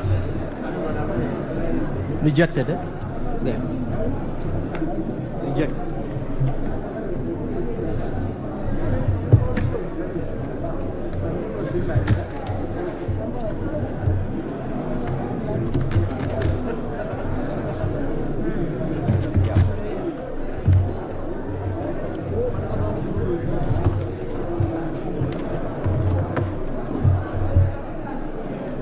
Marende.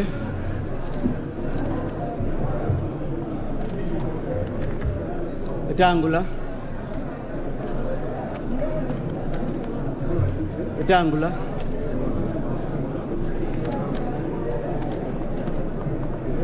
Wetangula.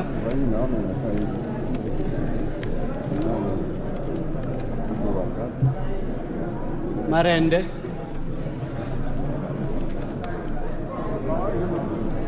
Marende.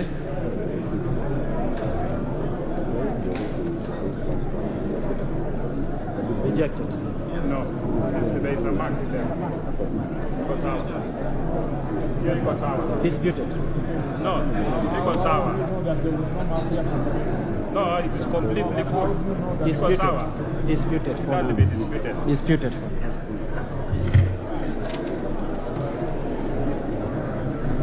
Wetangula.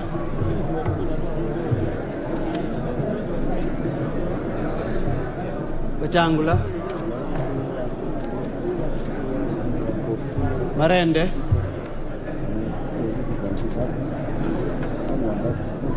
Wetangula.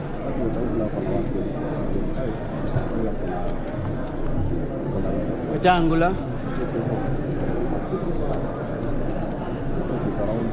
Marende. Marende.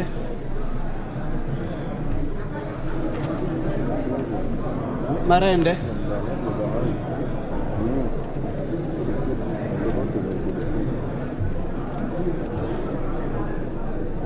Wetangula.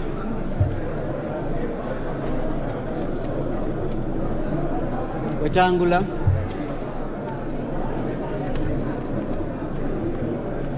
Wetangula. Wetangula.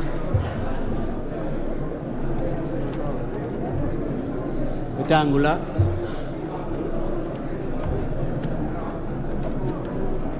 Wetangula.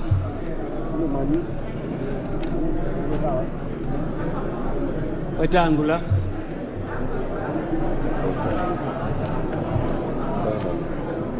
Wetangula.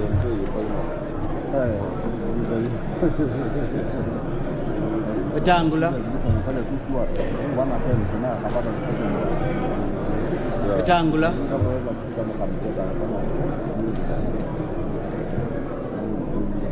Wetangula.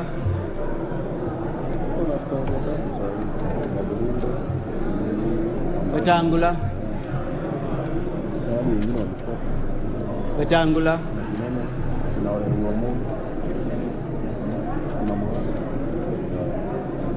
Marende.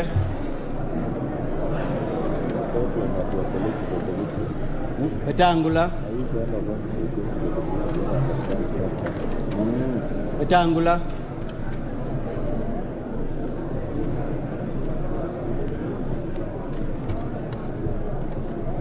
Marende. Marende.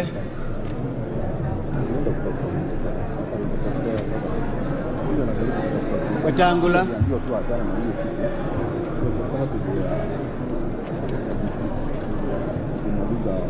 Marende.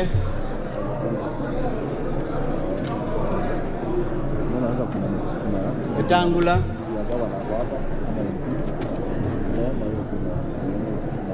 Wetangula. Wetangula.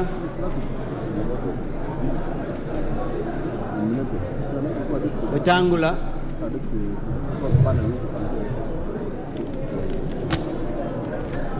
Wetangula. Marende.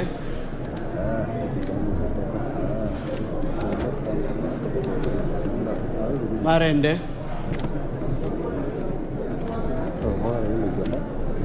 Wetangula.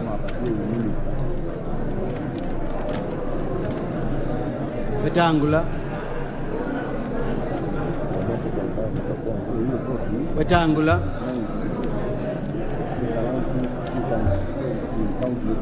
Marende.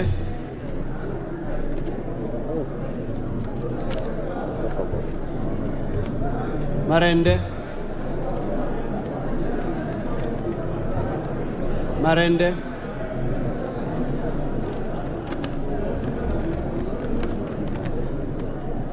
Wetangula.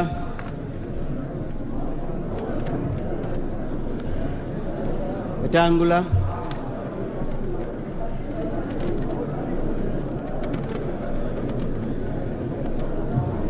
Marende.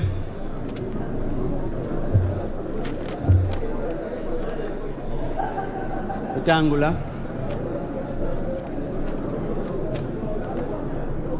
Marende.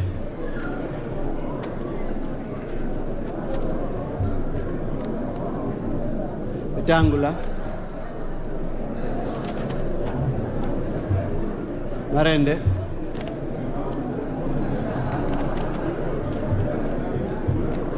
Wetangula.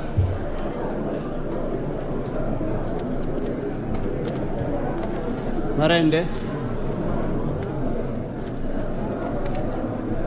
Wetangula. Wetangula,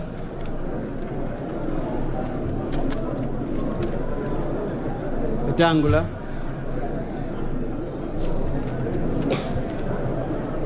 Wetangula, Marende, Marende,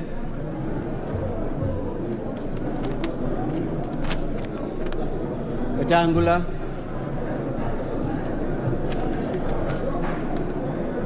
Marende,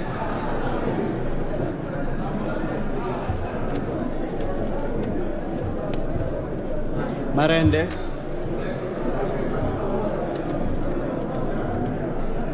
Wetangula,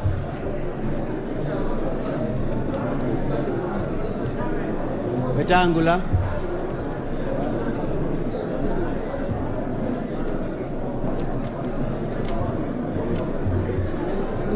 Wetangula,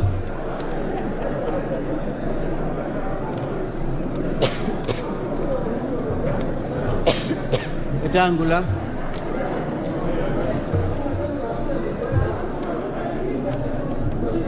Wetangula,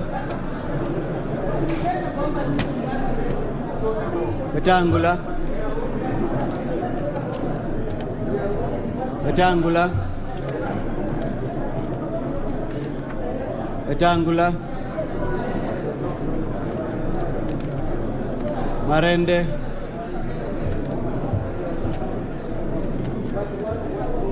Wetangula, Wetangula, Marende,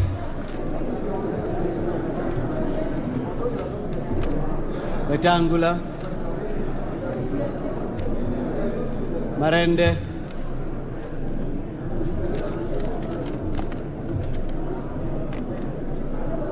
Wetangula, How many marks across? Swali. Pamoja. 1 mark.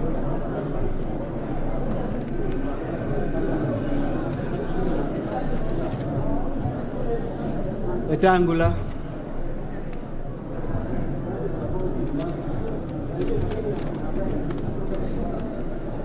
Marende,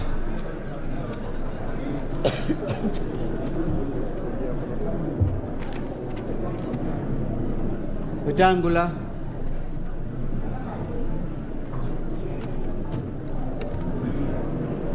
Wetangula,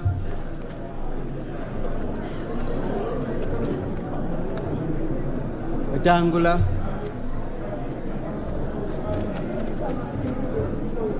Wetangula,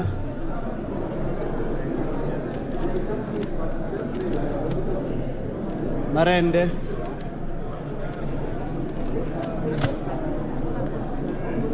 Wetangula,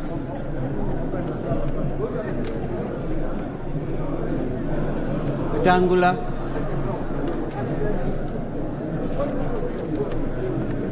Wetangula, Marende,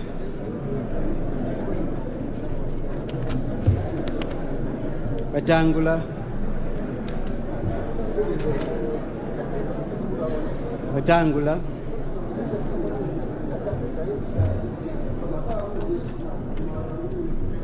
Marende,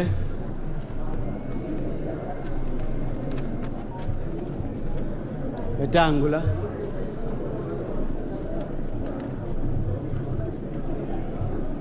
Marende,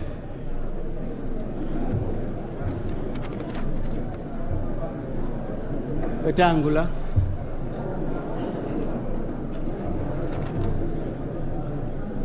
Marende, Wetangula,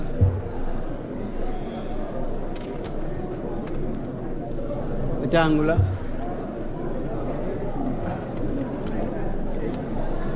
Wetangula,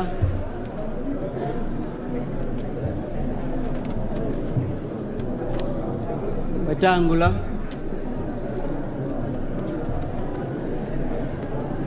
Marende, Marende,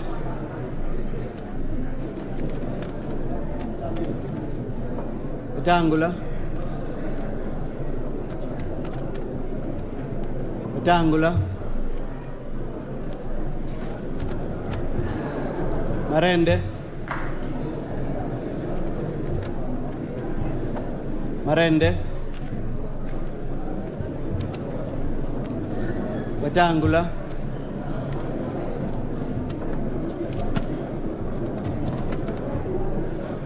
Wetangula.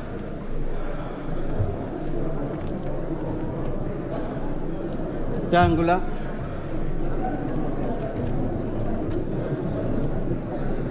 Wetangula.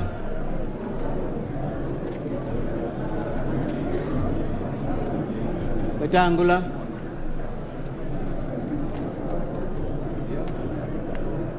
Wetangula. Wetangula. Wetangula.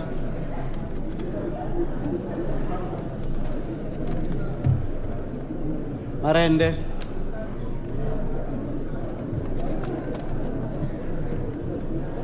Marende.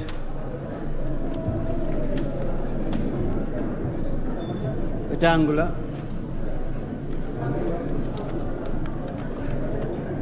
Marende.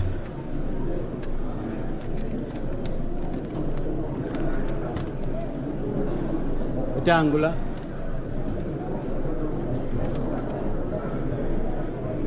Marende.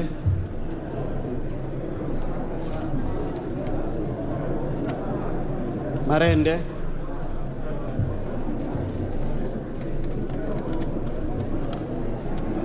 Marende.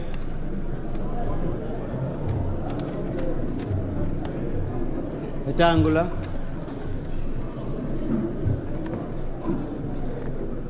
Wetangula. Marende.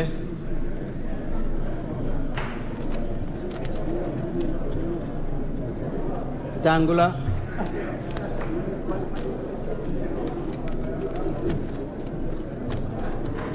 Marende. Wetangula.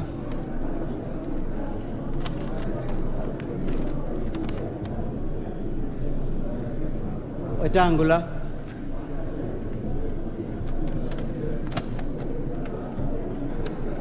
Wetangula.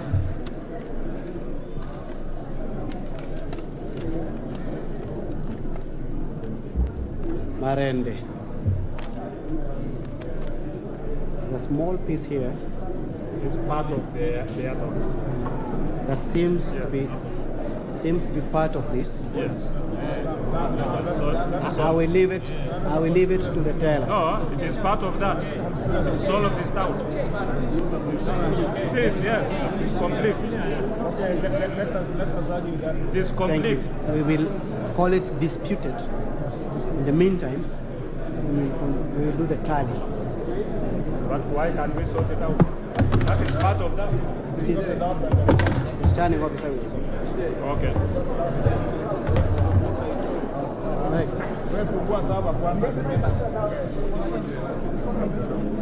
Sorry, I needed to show you that there's nothing there. Okay. I needed to show you there's nothing there. I've seen it on behalf of DJ. I've seen on your behalf. There is nothing. So, disputed. Hold it. Read it. All members, can you push behind? Can you push behind? We will start counting. I will start with Honorable Marenos.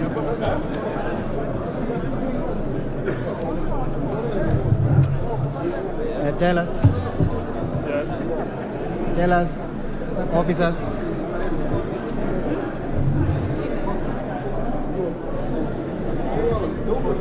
I'm here. Do I have your permission? Yes. And I said, hey, Honorable TJ, I am starting, and when I count, I'll return it back. So this is for Honorable Marende. Okay.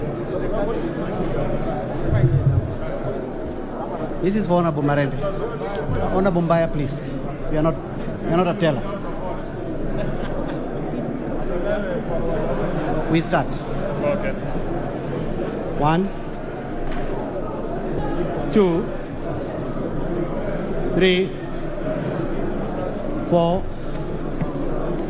5, 6, 7, 8, 9, 10, 11, 12, 13, 14, 15, 16, 17, 18, 19, 20, 21, 22, 23, 24, 25, 26, 27, 29,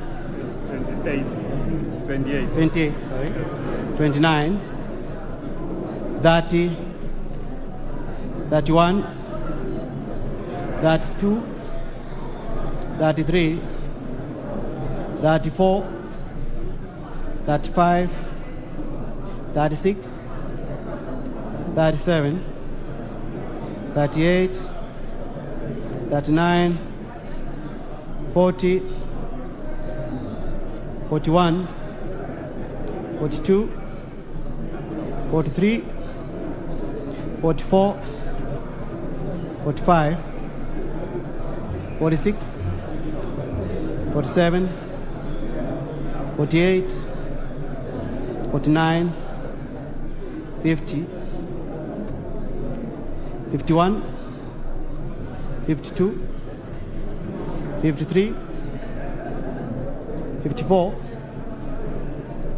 55, 56, 57, 58, 59, 60, 61, 62, 63, 64, 65, 66, 67, 68, 69, 70, 71, 72, 73, 74, 75, 76, 77, 78, 79, 80, 81, 82, 83, 84, 85, 86, 87, 88, 89, 90, 91, 92, 93, 94, 95, 96, 97, 98, 99, 100, 101, 102, 103, 104, 105, 106, 107, 108, 109, 110, 111, 112, 113, 114, 115, 116, 117, 118, 119, 120, 121, 122, 123, 124, 125, 126, 127, 128, 129, 130. For Marende. That's for Marende. 130. Please get envelopes. Seal these papers on envelopes. Don't seal yet because we'll use the boxes. We're going to use those boxes. Don't seal. Don't seal.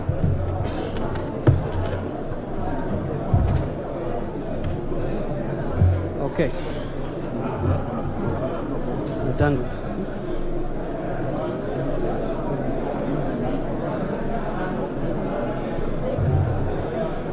We are counting for Honorable Wetangula, right? 1, 2, 3, 4, 5, 6, 7, 8, 9, 10, 11, 12, 13, 14, 15, 16, 17, 18, 19, 20, 21, 22, 23, 24, 25, 26, 27, 28, 29, 30, 31, 32, 33, 34, 35, 36, 37, 38, 39, 40, 41, 42, 43, 44, 45, 46, 47, 48, 49. That is 49. The one you've dropped now is 49. Sure? Yes. 49. So you're going to 50, yeah. Okay. 50, 51, 52, 53, 54, 55, 56, 57, 58, 59, 60, 61, 62, 63, 64, 65, 66,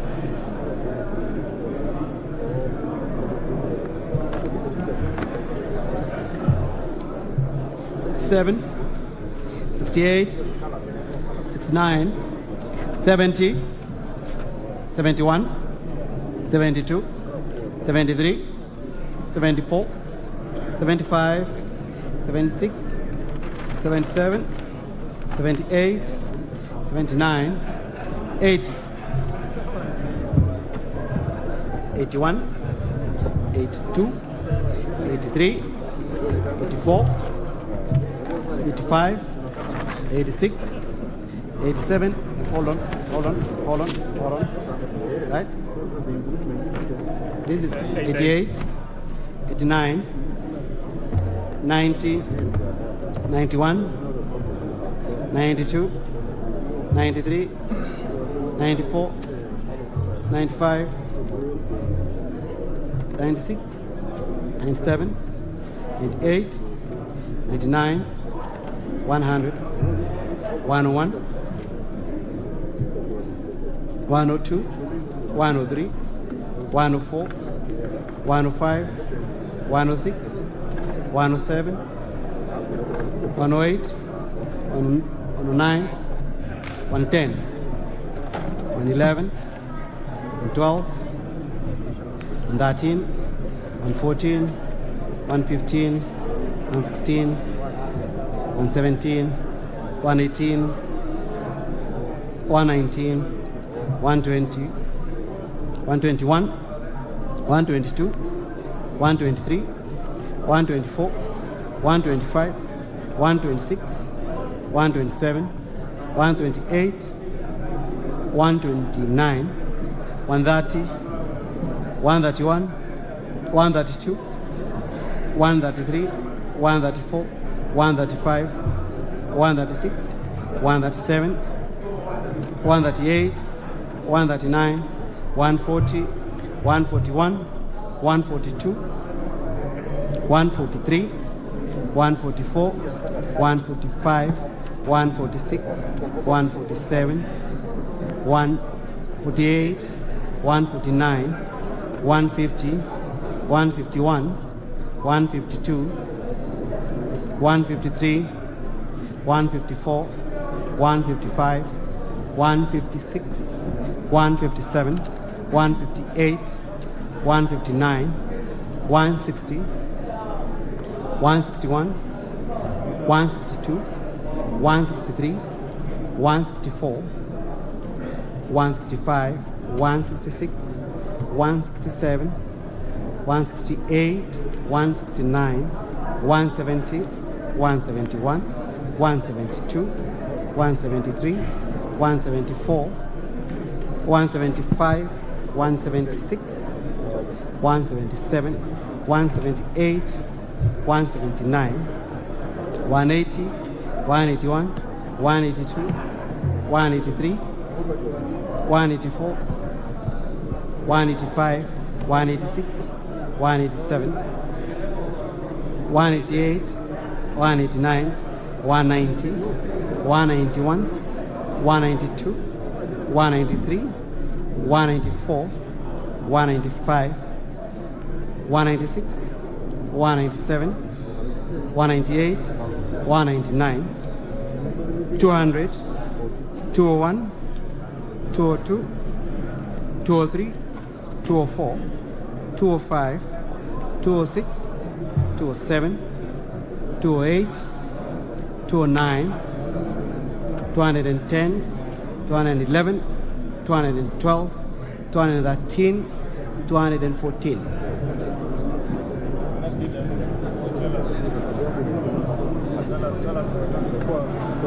Tell us for rectangular.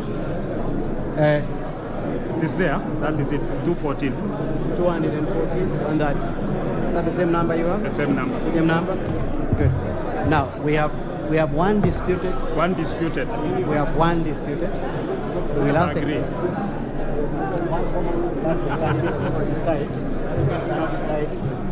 So I'll ask the tellers. So I think we can agree, DJ. It is okay. Okay. Yes, agreed. For who? Wetangula. For Wetangula. Yes. So it becomes 215. Okay. So for Wetangula is how many? 215. 215.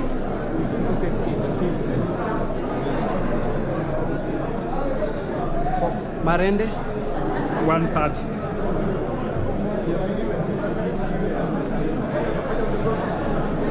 Oil oats? 1. This one? Rejected.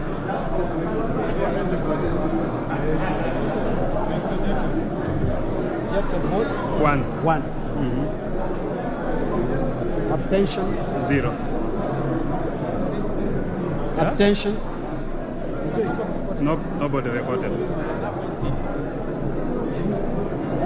So let's do the tally. Yes, sir. Can they register? Can the officers... This comes to 340... The officers who are the 345, 346. Ms. Maritim, Mr. Finley. Ms. Maritim. This comes to 346.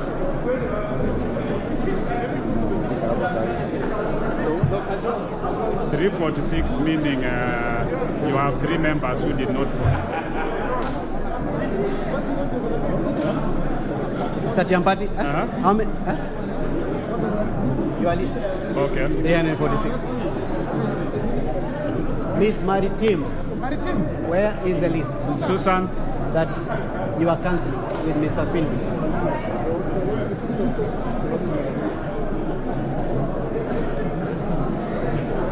So one has not been sworn in, one is sick, and then the other one? Huh? One is not on. Miss Maritim, Mr. Finley Muriuki. Yes?